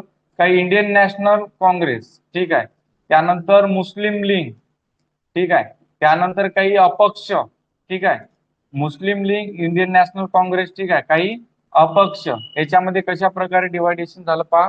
आता इंडियन नॅशनल काँग्रेसचे एकूण सदस्य 208 सदस्य निवडून आले. किती सदस्य निवडून आले? 208 सदस्य निवडून आले. ठीक आहे. अपक्ष किंवा इतर जे काही समजा, अपक्ष म्हटल्यापेक्षा इतर घटक, ठीक आहे, इतर घटकामध्ये काय? एक अपक्ष, ठीक आहे, आणि दुसरे काय समजा जे काही समजा अपक्ष आणि इतर इतर पक्ष जे काही असतील, एक एक सदस्य त्यांचे निवडून आले होते इतर पक्षांचे. ठीक आहे. इतर पक्ष. आता अपक्षामध्ये किती? 8. ठीक आहे. म्हणजे एकूण इतर मध्ये किती लोक होते? 15 होते. किती होते? 15. ठीक आहे. अपक्षामध्ये 15 होते. या 15 सॉरी इतर घटकामध्ये 15 होते. त्यामध्ये अपक्ष किती आले? 8. आणि बाकी किती राहिले? आता 15तून 8 गेले, किती राहिले? 7 राहिले. किती राहिले? 7. इतर पक्षामधले किती? 7 लोक. अशा प्रकारे याच्यामध्ये संविधान समितीमध्ये गेले. ठीक आहे. मुस्लिम लीगचे किती पाठवण्यात आले इथं? मला वाटते 73 असेल. बघा, 208. ठीक आहे. 208 आणि हे 15 किती होत आहेत? 8 आणि 5 13. ठीक आहे. त्यानंतर किती? 223. आता 223 मायनस 296 किती होत आहेत? 296 मायनस 223 किती? 73. ठीक आहे. 73 जे काही सदस्य असतील हे कोणाचे असतील, मुस्लिम लीगचे. मग तुम्हाला प्रश्न येऊ शकते, म्हणजे संविधान समितीमध्ये जे निवडणुकीद्वारे 296 सदस्य पाठवले त्याच्यापैकी इंडियन नॅशनल काँग्रेसचे किती होते, 208 होते. मुस्लिम लीगचे किती होते, 73 होते. ठीक आहे. इतर मध्ये किती होते, 15. इतर मध्ये किती, 15. 15 मध्ये अपक्ष किती होते, 8. ठीक आहे. आणि इतर पक्षामधले किती, म्हणजे त्यांचे एक एक दोन दोन सदस्य निवडून आले होते, ते किती होते, 7. ठीक आहे. हे लक्षात ठेवा एवढं. त्यानंतर पाहणार आहे आपण संविधान समिती कामकाज कशा प्रकारे करते. ठीक आहे. संविधान समितीचे काय अधिवेशन, संविधान सभेचे अधिवेशन पाहायचे. ठीक आहे. अधिवेशन. ठीक आहे. संविधान समितीचे अधिवेशन बघा. अधिवेशन कधी भरलं, तर पहिलं अधिवेशन भरलं 9 डिसेंबर 1946 ला. पहिलं अधिवेशन भरलं 9 डिसेंबर 1946 ला. मग या 9 डिसेंबर 1946 ला आपण काय केलं, तर एकच काम केलं. काय, तर एक हंगामी अध्यक्षांची निवड करण्यात आली. कोणत्या अध्यक्षांची, हंगामी अध्यक्षांची निवड करण्यात आली. कोण होते रे हंगामी अध्यक्ष, सांगा बरं. सच्चिदानंद कोण होते सांगा. खूप वेळचं शांत आहात तुम्ही, सांगा बरं. हंगामी अध्यक्ष कोण होते संविधान समितीचे, सांगा. ज्यांना ज्यांना माहिती आहे त्यांनी.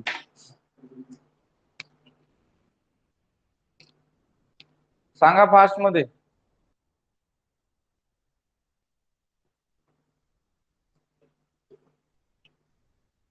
एकालाच माहित आहे काय,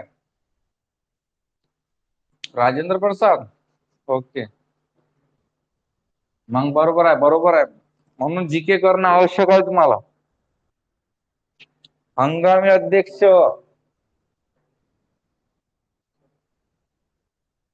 त्यासाठी जीके महत्वाचा आहे. असे प्रश्न येऊ शकतात जीके मध्ये तुम्हाला. हंगामी अध्यक्ष राजेंद्र प्रसाद, राजेंद्र प्रसाद, व्हेरी गुड. ठीक आहे. बघा आता लक्ष द्या, जो काही तुम्हाला डेटा मिळणार आहे खूप महत्वाचा आहे. ठीक आहे.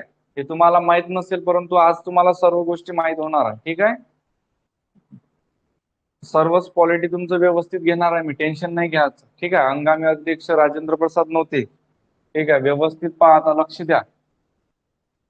9 डिसेंबर 1946 ला आपण काय केले, हंगामी अध्यक्षांची निवड केली. कोणाची, हंगामी अध्यक्षांची निवड केली. ठीक आहे. आणि हंगामी अध्यक्ष कोण होते, सच्चिदानंद सिन्हा. सच्चिदानंद, ठीक आहे, सिन्हा, हे लक्षात ठेवा. आता सच्चिदानंद सिन्हा हे कोण होते, हंगामी अध्यक्ष होते. ठीक आहे. सच्चिदानंद सिन्हा हे काय होते, हंगामी अध्यक्ष होते. संविधान समितीचे 9 डिसेंबर 1946 ला यांची हंगामी अध्यक्ष म्हणून निवड केली. आणि हंगामी म्हणजे काय, तात्पुरते, 1-2 दिवसापुरतेच होते. ठीक आहे. तर कोण होते, सच्चिदानंद सिन्हा. ठीक आहे. त्यानंतर बघा, आता 9 डिसेंबर 1946 ला हंगामी अध्यक्षाची निवड केली. आणि निवड केल्यानंतर आता 2च दिवस काम चाललं, 9 डिसेंबर आणि 10 डिसेंबर हे 2च दिवस यांनी कामकाज केलं.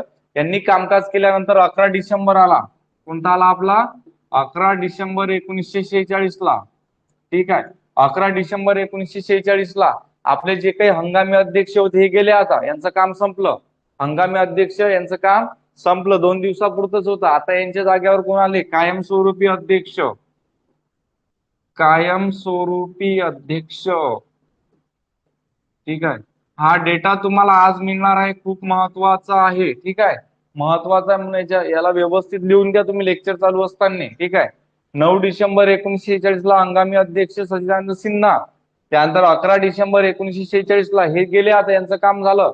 आता कोण आलं तिथं, कायमस्वरूपी अध्यक्ष आले. कोण होते कायमस्वरूपी अध्यक्ष, तुम्ही जे सांगत होते, डॉक्टर राजेंद्र प्रसाद. डॉक्टर राजेंद्र प्रसाद. ठीक आहे. कायमस्वरूपी अध्यक्ष कोण होते मग आपले, डॉक्टर राजेंद्र प्रसाद. ठीक आहे. आता हे कायमस्वरूपी अध्यक्ष एकटे होते. ठीक आहे. हे अध्यक्ष, पण याला मदत करण्यासाठी कोणतरी पाहिजे की नाही, हो की नाही. यांना मदत करण्यासाठी पाहिजे, तर मग यांना मदत करण्यासाठी काही उपाध्यक्ष होते. ठीक आहे. यांना मदत करण्यासाठी काय होते, उपाध्यक्ष होते. सांगा बरं, माहित आहेत का तुम्हाला उपाध्यक्ष, सांगा. किती विद्यार्थी आहेत, 21-22 विद्यार्थी आहेत आपले आज. ठीक आहे. सांगा बरं, एवढ्या साऱ्या विद्यार्थ्यांमध्ये जे काही तुम्ही विद्यार्थी असाल याच्यामध्ये तुम्हाला उपाध्यक्ष कोण कोण माहित आहे? सांगा, उपाध्यक्ष आहे का एखाद्याला माहित? Yes or no?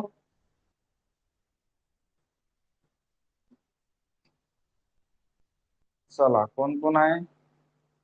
Kripalani, J B. Kripalani. बर, आणखी?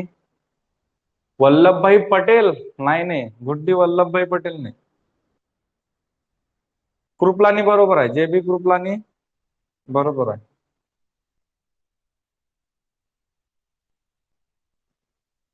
काय ते सांगतील? सांगितलं की कृपलानी एकच नाही आहे, दोन आहेत. आज नवीन डेटा मिळणार आहे तुम्हाला, हेच खासियत आहे आपली. आज तुम्हाला विकेश आठवले सरांकडून आज पॉलिटी मिळणार आहे शिकण्यासाठी, नवीन डेटा मिळणार आहे. दोन अध्यक्ष उपाध्यक्ष सांगा. ठीक आहे ना, तेच मुखर्जी. कोण आहे? अब्दुल कलाम आझाद. Very good. नाही, लावा लॉजिक, लावा काहीतरी. आज तुम्हाला तलाठी भरतीच्या जीकेच्या माध्यमातून नवीन गोष्टी मिळणार आहेत. पॉलिटी, भारतीय राज्य व्यवस्था. मुखर्जी तर आहेतच ना, मुखर्जी तर आहेच, काहीच प्रश्नच नाही. अस्मिता मुखर्जी पण आहेत, पण दुसरा एक सांगा. काय? कृष्णमाचारी. Very good. पण XYZ नाव सांगा यार तुमचं. XYZ टाकलं तुम्ही. ठीक आहे, तुम्ही सांगितलेल्या प्रश्नाचं उत्तर बरोबर आहे. अगदी खूप महत्वाचं तुम्ही डेटा सांगितलेला आहे. ठीक आहे, कृष्णमाचारी आहे, बरोबर आहे, पण तुमचं नाव नाही. आता वल्लभभाई पटेल नाही, श्वेता. वल्लभभाई पटेल नाही. Rahul. Okay Rahul, very good. XYZ चं नाव राहुल आहे. ठीक आहे राहुल, व्हेरी गुड. तुम्हाला माहिती आहे मग बऱ्याचशा गोष्टी. ठीक आहे, तर कायमस्वरूपी अध्यक्ष मध्ये राजेंद्र प्रसाद आहे. उपाध्यक्ष दोन आहेत. ठीक आहे, उपाध्यक्ष आहेत. ठीक आहे, XYZ राहुल. बरं, ठीक आहे, काहीच प्रश्न नाही राहुल, तुम्हाला प्रश्नाचं उत्तर आलेलं आहे. बघा, हा जो डेटा आहे तुम्हाला लक्ष्मीकांतचं पुस्तक आहे त्याच्यामध्ये मिळणार आहे तुम्हाला. ठीक आहे, नवीन पुस्तकामध्ये. तर बघा, दोन कायमस्वरूपी अध्यक्ष आपले राजेंद्र प्रसाद, आणि उपाध्यक्ष मध्ये पहिला सांगितला होता तुम्ही SC मुखर्जी आहे ना, जे.बी. कृपलानी. ठीक आहे, जे.बी. कृपलानी, एक आहे जे.बी. कृपलानी. ठीक आहे, आणि दुसरा जो आहे कोणता? VT कृष्णमाचारी. VT कृष्णमाचारी.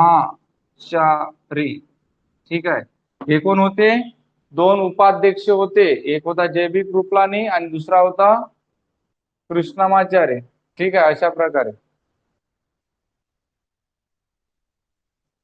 ठीक आहे, जे.बी. कृपलानी हे उपाध्यक्ष आणि दुसरे होते VT कृष्णमाचारी. ठीक आहे, आता याच दिवशी काय झालं, याच्यामध्ये आणखी एक होते कोण? तर आणखी एक होते काय? कायदेशीर सल्लागार. ठीक आहे, भारतीय संविधान समितीचे कायदेशीर सल्लागार. ठीक आहे, हा पण तुम्हाला प्रश्न येऊ शकते. ठीक आहे, कायदेशीर सल्लागार कोण होते? तर BN राव होते. ठीक आहे, BN राव. ठीक आहे, कायदेशीर सल्लागार कोण होते आपले? BN राव. ठीक आहे, उपाध्यक्ष जे.बी. कृपलानी, VT कृष्णमाचारी. ठीक आहे, त्यानंतर कायदेशीर सल्लागार कोण? BN राव. ठीक आहे, आपण दुसऱ्या दिवशी कायमस्वरूपी अध्यक्ष, उपाध्यक्ष आणि कायदेशीर सल्लागार या सर्वांच्या आपण काय केल्या? नेमणूक केल्या. हे झाल्यानंतर आता तिसऱ्या दिवशी कामकाज आपलं किती? तर 13 डिसेंबर 1946 ला चाललं. कधी? 13 डिसेंबर 1946 ला कामकाज चालू झालं. आणि याच 13 डिसेंबर 1946 ला एक महत्वाचे व्यक्ती होते. कोण? पंडित जवाहरलाल नेहरू. ठीक आहे, पंडित जवाहरलाल नेहरूंनी काय केलं रे? तर एक ठराव मांडला. कोणता ठराव? तर त्या ठरावाला म्हणतो आपण उद्दिष्टांचा ठराव. कोणता ठराव मांडला? उद्दिष्टांचा ठराव मांडला. कोणी मांडला रे? 13 डिसेंबर 1946 ला पंडित जवाहरलाल नेहरूंनी उद्दिष्टांचा ठराव मांडला. आता हा उद्दिष्टांचा ठराव मांडल्यानंतर 13 डिसेंबरला याच्यावर डिस्कशन वगैरे झाली. उद्दिष्टांचा ठराव काय असावा, कसा असावा, याच्यावर सर्व डिटेल डिस्कशन झाली.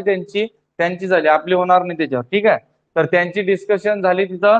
आणि हे झाल्यानंतर मग पहिलं अधिवेशन आपलं संपलं. पहिलं अधिवेशन संपलं 9 डिसेंबरला आपलं पहिलं अधिवेशन चालू झालं. तर 13 डिसेंबर पर्यंत पहिलं अधिवेशन संपलं आपलं. पहिल्या अधिवेशनाच्या शेवटी 13 डिसेंबर 1946 ला पंडित जवाहरलाल नेहरूंनी कोणता ठराव मांडला? उद्दिष्टांचा ठराव मांडला पहिलं अधिवेशन झाल्यानंतर. ठीक आहे, पहिलं अधिवेशन झाल्यानंतर आता काय करायचं आपल्याला? इथं बघा, यस साईडला इथपर्यंत समजलं का? पहा बरं, सांगा फास्ट.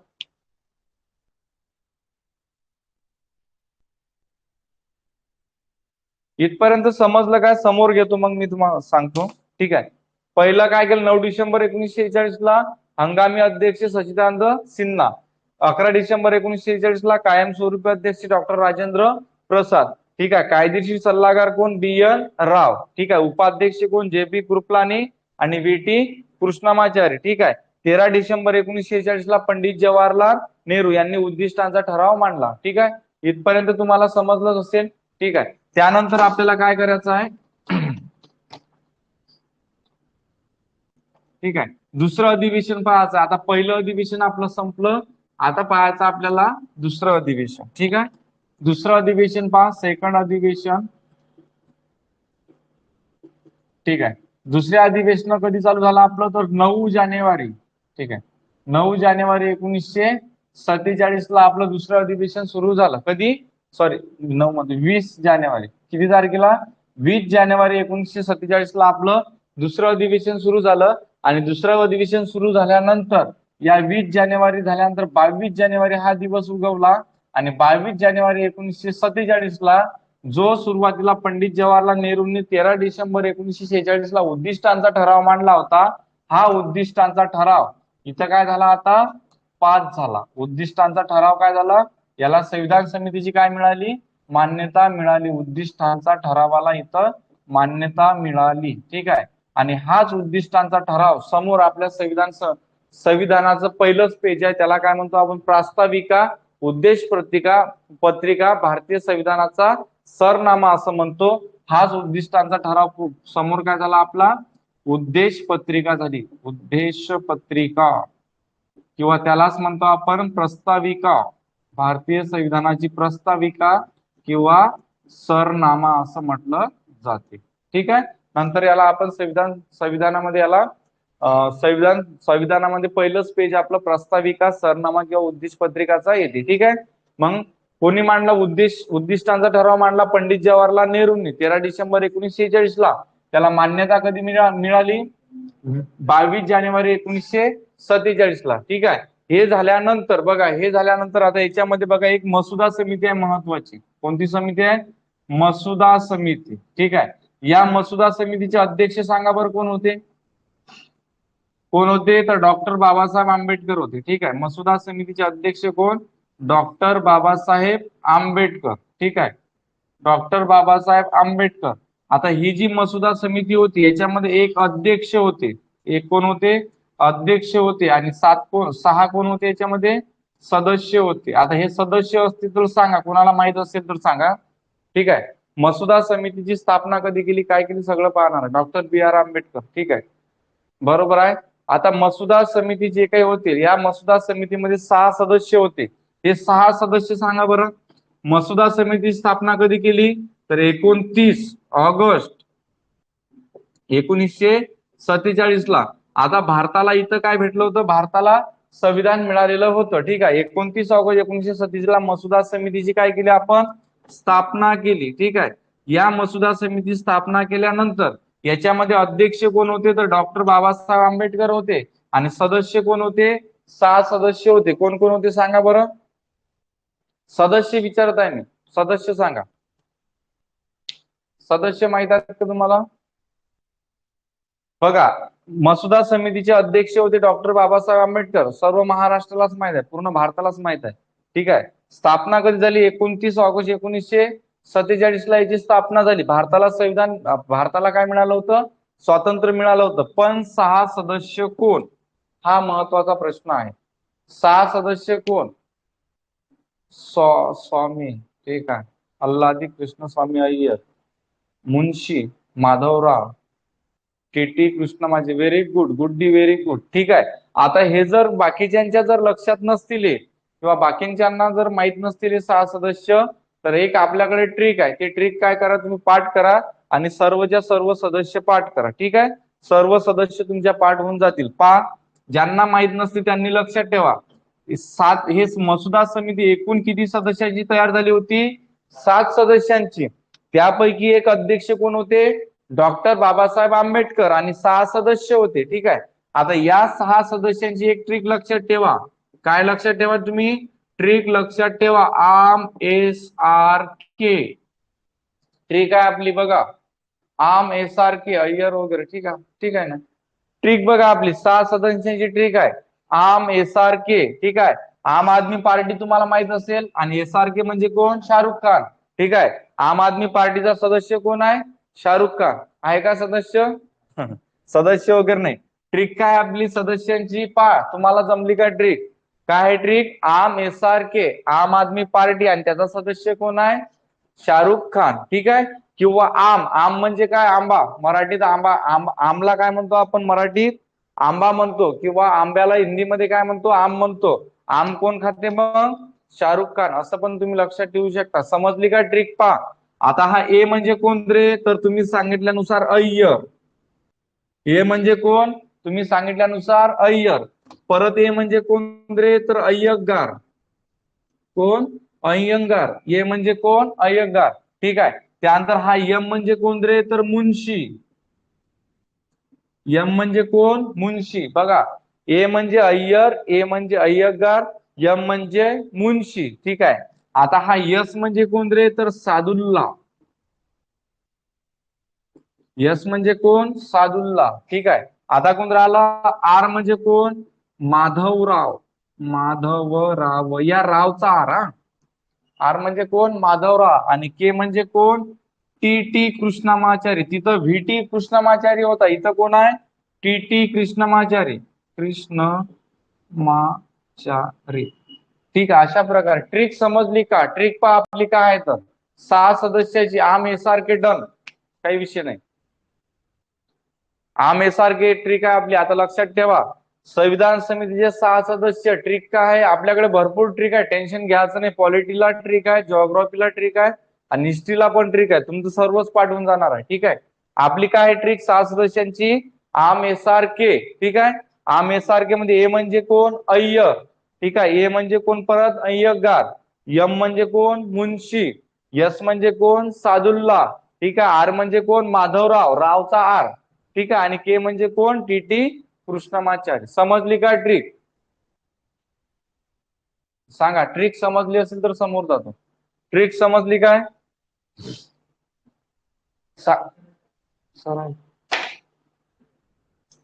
ट्रिक समजली का?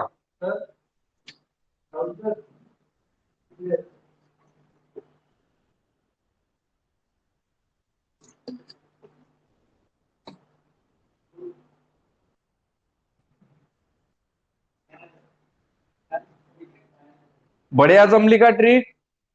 ठीक आहे. पाठ करून टाका. ठीक आहे. अशा प्रकारे ट्रिक. आता बघा, ही जी मसुदा समिती होती ना, तर या मसुदा समितीनं कामकाज किती दिवस केलं? तर 114 दिवस. किती दिवस केलं? 114 दिवस या मसुदा समितीनं काम केलं. भारतीय संविधानात तुम्हाला जर प्रश्न आला, आपल्या भारतीय संविधान समिती, जी काही भारतीय संविधान समिती असेल, यांनी किती दिवस कामकाज केलं? तर किती? 2 वर्ष. ठीक आहे. 11 महिने आणि 18 दिवस. ठीक आहे. 2 वर्ष 11 महिने 18 दिवस यांनी आपल्या संविधान समितीनं कामकाज केलं. ठीक आहे. डन. बघा, भारतीय आपला मसुदा समितीने किती? 114 दिवस. संविधान समितीने किती? 2 वर्ष 11 महिने 18 दिवस कामकाज केलेलं आहे. ठीक आहे. अशा प्रकारे तुम्हाला याच्यावर प्रश्न येऊ शकते. ठीक आहे. मग याच्यावर प्रश्न तुम्हाला येणार आहे हमखास. ठीक आहे. तर हे चांगल्या प्रकारे लक्षात ठेवा. ठीक आहे.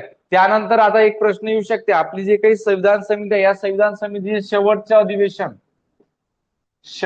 अधिवेशन कधी भरले? ठीक आहे. शेवटचे अधिवेशन. तर शेवटचे अधिवेशन कधी? 24 जानेवारी 1950 ला शेवटचे अधिवेशन भरले. ठीक आहे. 24 जानेवारी 1950 ला आपलं शेवटचं अधिवेशन. ठीक आहे. त्यानंतर आता तुम्हाला येऊ शकते की संविधान आपण स्वीकृत कधी केलं? संविधान.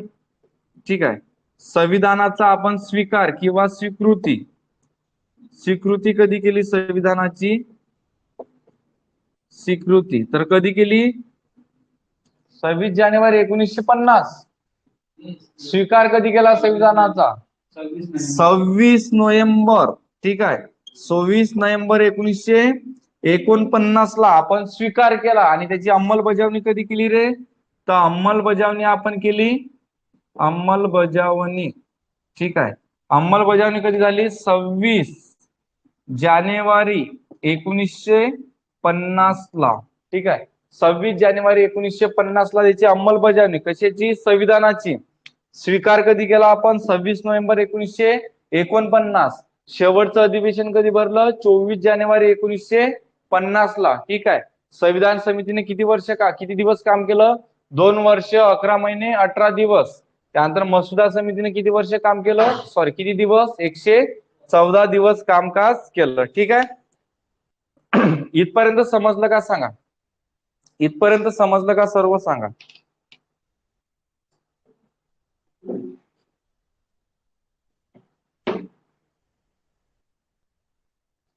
सांगा, इथपर्यंत समजलं काय?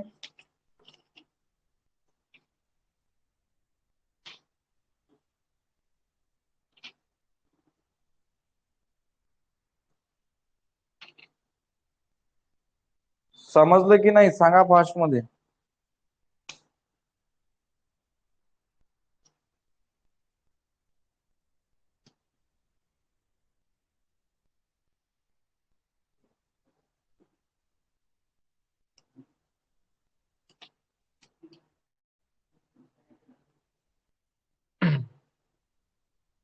Done done done.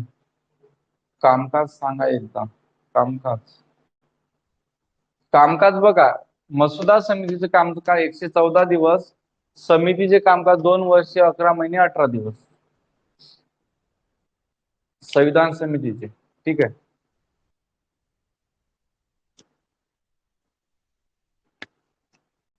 आता याच्यामध्ये आणखी एक प्रश्न येऊ शकते, एकूण अधिवेशन किती झाले? ठीक आहे, एकूण अधिवेशन.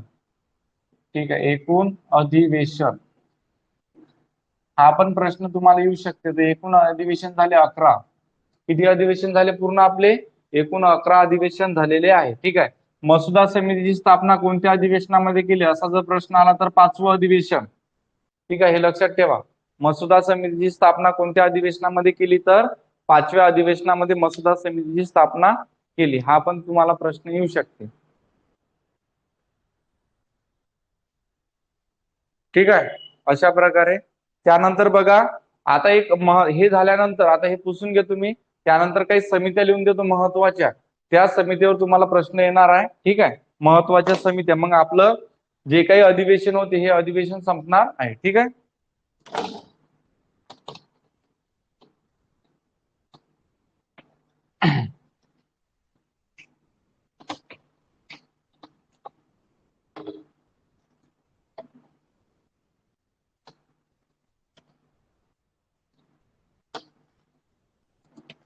ठीक आहे, आपल्याला पाहायचे अधिवेशन. ठीक आहे, अधिवेशनामध्ये जे काही आपण संविधान समित्या तयार केल्या होत्या, काही समित्या. ठीक आहे, काही महत्वाच्या समित्या आपल्याला पाहायच्या आहेत. ठीक आहे, पहिली समिती कोणती होती रे आपली महत्वाची? तर मसुदा समिती. कोणती समिती? मसुदा समिती. ठीक आहे, या मसुदा समितीचे अध्यक्ष, ठीक आहे, हे समित्या, आणि इथं पाहणार आहे आपण त्याचे अध्यक्ष. ठीक आहे, समित्या आणि अध्यक्ष. मसुदा समितीचे अध्यक्ष डॉक्टर बाबासाहेब आंबेडकर. ठीक आहे, डॉक्टर बाबासाहेब आंबेडकर. मसुदा समितीचे अध्यक्ष डॉक्टर बाबासाहेब आंबेडकर. ठीक आहे, दुसरी समिती होती संघराज्य घटना समिती. संघराज्य घटना समिती. ठीक आहे, तिसरी महत्वाची समिती होती याच्यातनी संघराज्य. ठीक आहे, संघराज्य घटना समिती, संघराज्य चर्चा समिती. ठीक आहे, संघराज्य चर्चा समिती, संघराज्य घटना समिती, संघराज्य चर्चा समिती.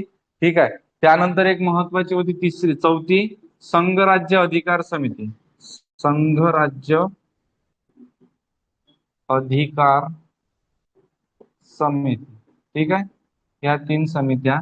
बघा, संघराज्य अधिकार समिती, घटना समिती, संघराज्य चर्चा समिती, संघराज्य अधिकार समिती, या तिन्ही समितीचे अध्यक्ष होते आपले कोण? पंडित जवाहरलाल नेहरू. ठीक आहे. कोण अध्यक्ष होते? पंडित जवाहरलाल नेहरू. ठीक आहे. त्यानंतर आहे मूलभूत अधिकार समिती.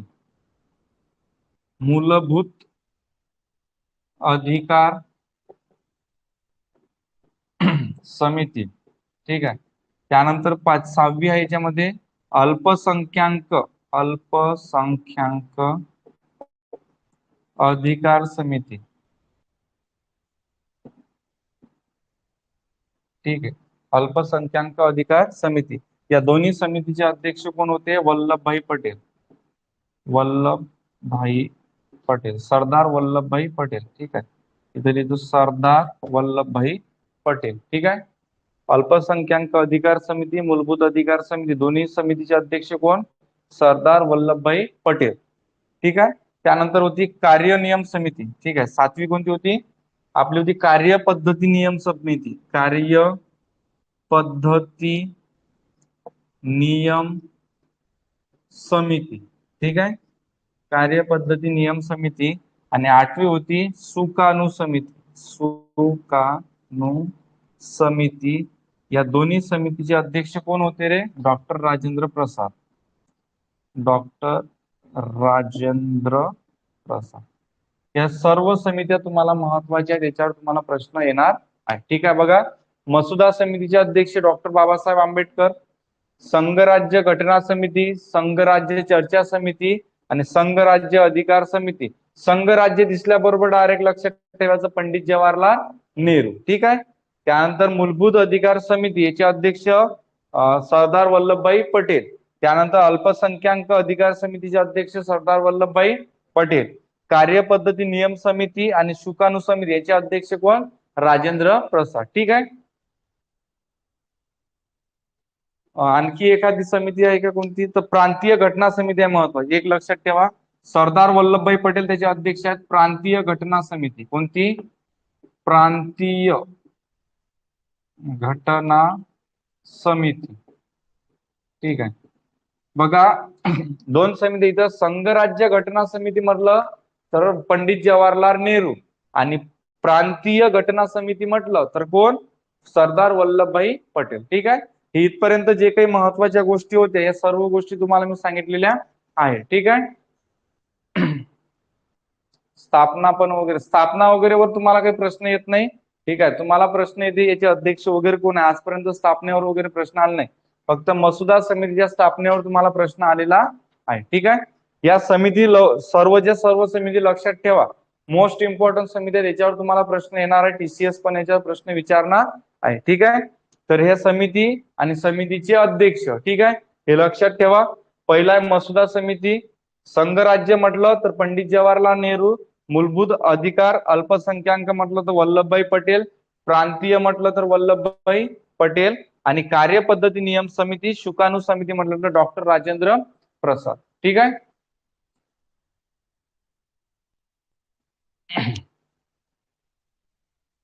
आता अशा प्रकारे आपले सर्व जे काही समजा आपले हे असेल काय, संविधान समितीची रचना वगैरे असेल, संविधान समितीने कशा प्रकारे कामकाज केलेलं आहे, या सर्व गोष्टी आपण पाहिलेल्या आहेत. ठीक आहे. याच्यामध्ये तुम्हाला काही प्रश्न असतील तर विचारा. ठीक आहे. त्यानंतर आपण ब्रेक घेणार आहे 5-10 मिनिटाचा, त्यानंतर लगेच चालू करणार. ठीक आहे. बघा, याच्यामध्ये काही प्रश्न असतील, तुम्हाला समजलं असेल, नसेल तर विचारू शकता. कशा प्रकारे झालं ते पण सांगा.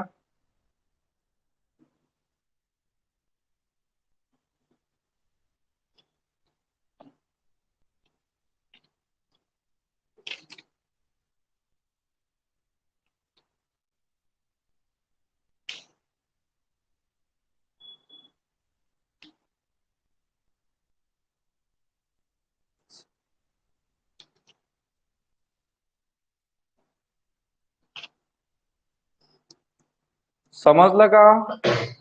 गायब झाले काय, गेले सर्व?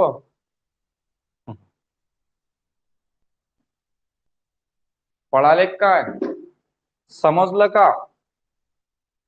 इथपर्यंत समजलं का? पहिली कन्सेप्ट सांगितली, संविधानाचे 3 स्तंभ सांगितले तुम्हाला. ती कन्सेप्ट आणि त्याच्यानंतर सांगितलं संविधान समितीची रचना कशा स्वरूपाची आहे.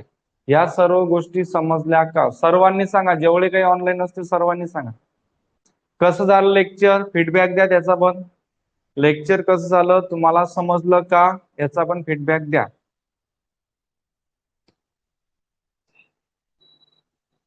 यस सर, समजलं. फीडबॅक द्या. कसं झालं लेक्चर? आपलं पहिलंच लेक्चर होतं आपला जीकेचं. कसं झालं? डोक्याच्या वर नाही गेलं ना? सांगा. सुप्रिया, त्यानंतर कोण आहे? गुड्डी, त्यानंतर कोण आहे? साईनाथ. सांगा फास्ट मध्ये. लेक्चर कसं झालं आपलं? व्यवस्थित समजत आहे तुम्हाला? छान छान, परफेक्टली फाईन, खूप सुंदर. समजलं. छान झालं. ओके, ठीक आहे, डन. ठीक आहे. त्यानंतर आपण 5-10 मिनिटाचा ब्रेक घेऊ. ब्रेक घेतल्यानंतर आपण काय करणार आहे? असंच राहू देतो, टेन्शन नाही घ्यायचं, सर्व तुमचं व्यवस्थित होणार आहे. तुमच्या सरळ सेवेमध्ये कुठलीही परीक्षा असो, जिल्हा परिषदची असो, तलाठीची असो, वनरक्षकची असो, कुठलीही असो, तुमचा जीकेचा प्रश्न जाणार नाही, याचं टेन्शन घ्यायचं नाही. फक्त जेवढं सांगतो तेवढं व्यवस्थित करा. ठीक आहे. जेवढं सांगणार आहे तेवढं व्यवस्थित करा. जर तुम्हाला असं वाटलं की बा लेक्चर शिकवता तुम्हाला घाई, आपली समजा थोडी घाई झाली असेल, तर तुम्ही पुन्हा बघा. ठीक आहे. पुन्हा बघितल्यानंतर समजून घ्या व्यवस्थित प्रकारे कशा प्रकारे आपलं लेक्चर, म्हणजे कशा प्रकारे कन्सेप्ट आहेत, कशा प्रकारचा डेटा वगैरे आहे. ठीक आहे. चांगल्या प्रकारे सर्व ठीक आहे. असंच सुरू ठेवा. ओके, ठीक आहे. चक्रधर असंच राहणार आहे. खूप छान समजलं. ठीक आहे. चला भेटू मग 10-15 मिनिटानंतर लगेच आपण भेटू. ठीक आहे. याच्यानंतर आपलं लगेच हेच कंटिन्यू करणार आहे आपण. संविधान समिती झाली. ठीक आहे. त्यानंतर पाहणार आहे आपण काय, आपले संविधानाचे वैशिष्ट्य, आपली प्रस्तावनानंतर आपण पाहणार आहे भाग 1, 2, 3. ठीक आहे. या सर्व गोष्टी आपण पाहणार आहे. ठीक आहे. चला भेटू मग लगेच. थोडाफार तुम्ही ब्रेक घ्या, आपण ब्रेक घेऊ, त्यानंतर कंटिन्यू करू. ठीक आहे. चालेल मग. काही प्रॉब्लेम आहे का कोणाला? ब्रेक घेतला तर, ब्रेक जर आपण घेतला तर काही प्रॉब्लेम वगैरे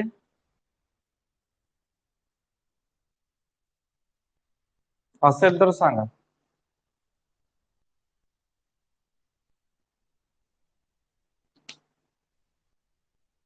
असेच आहे शिल्पा, असेच आहे सर्व लेक्चर, टेन्शन नाही काहीच, असेच होणार आहे. ठीक आहे. चालेल मग ब्रेक घेऊ आपण. ब्रेक घेतल्यानंतर तुम्हाला नोटिफिकेशन येणार आहे. नोटिफिकेशन आले की लगेच आपण तुम्ही लाईव्ह येऊ शकता. ठीक आहे. चालेल मग. चालेल. ठीक आहे. भेटू.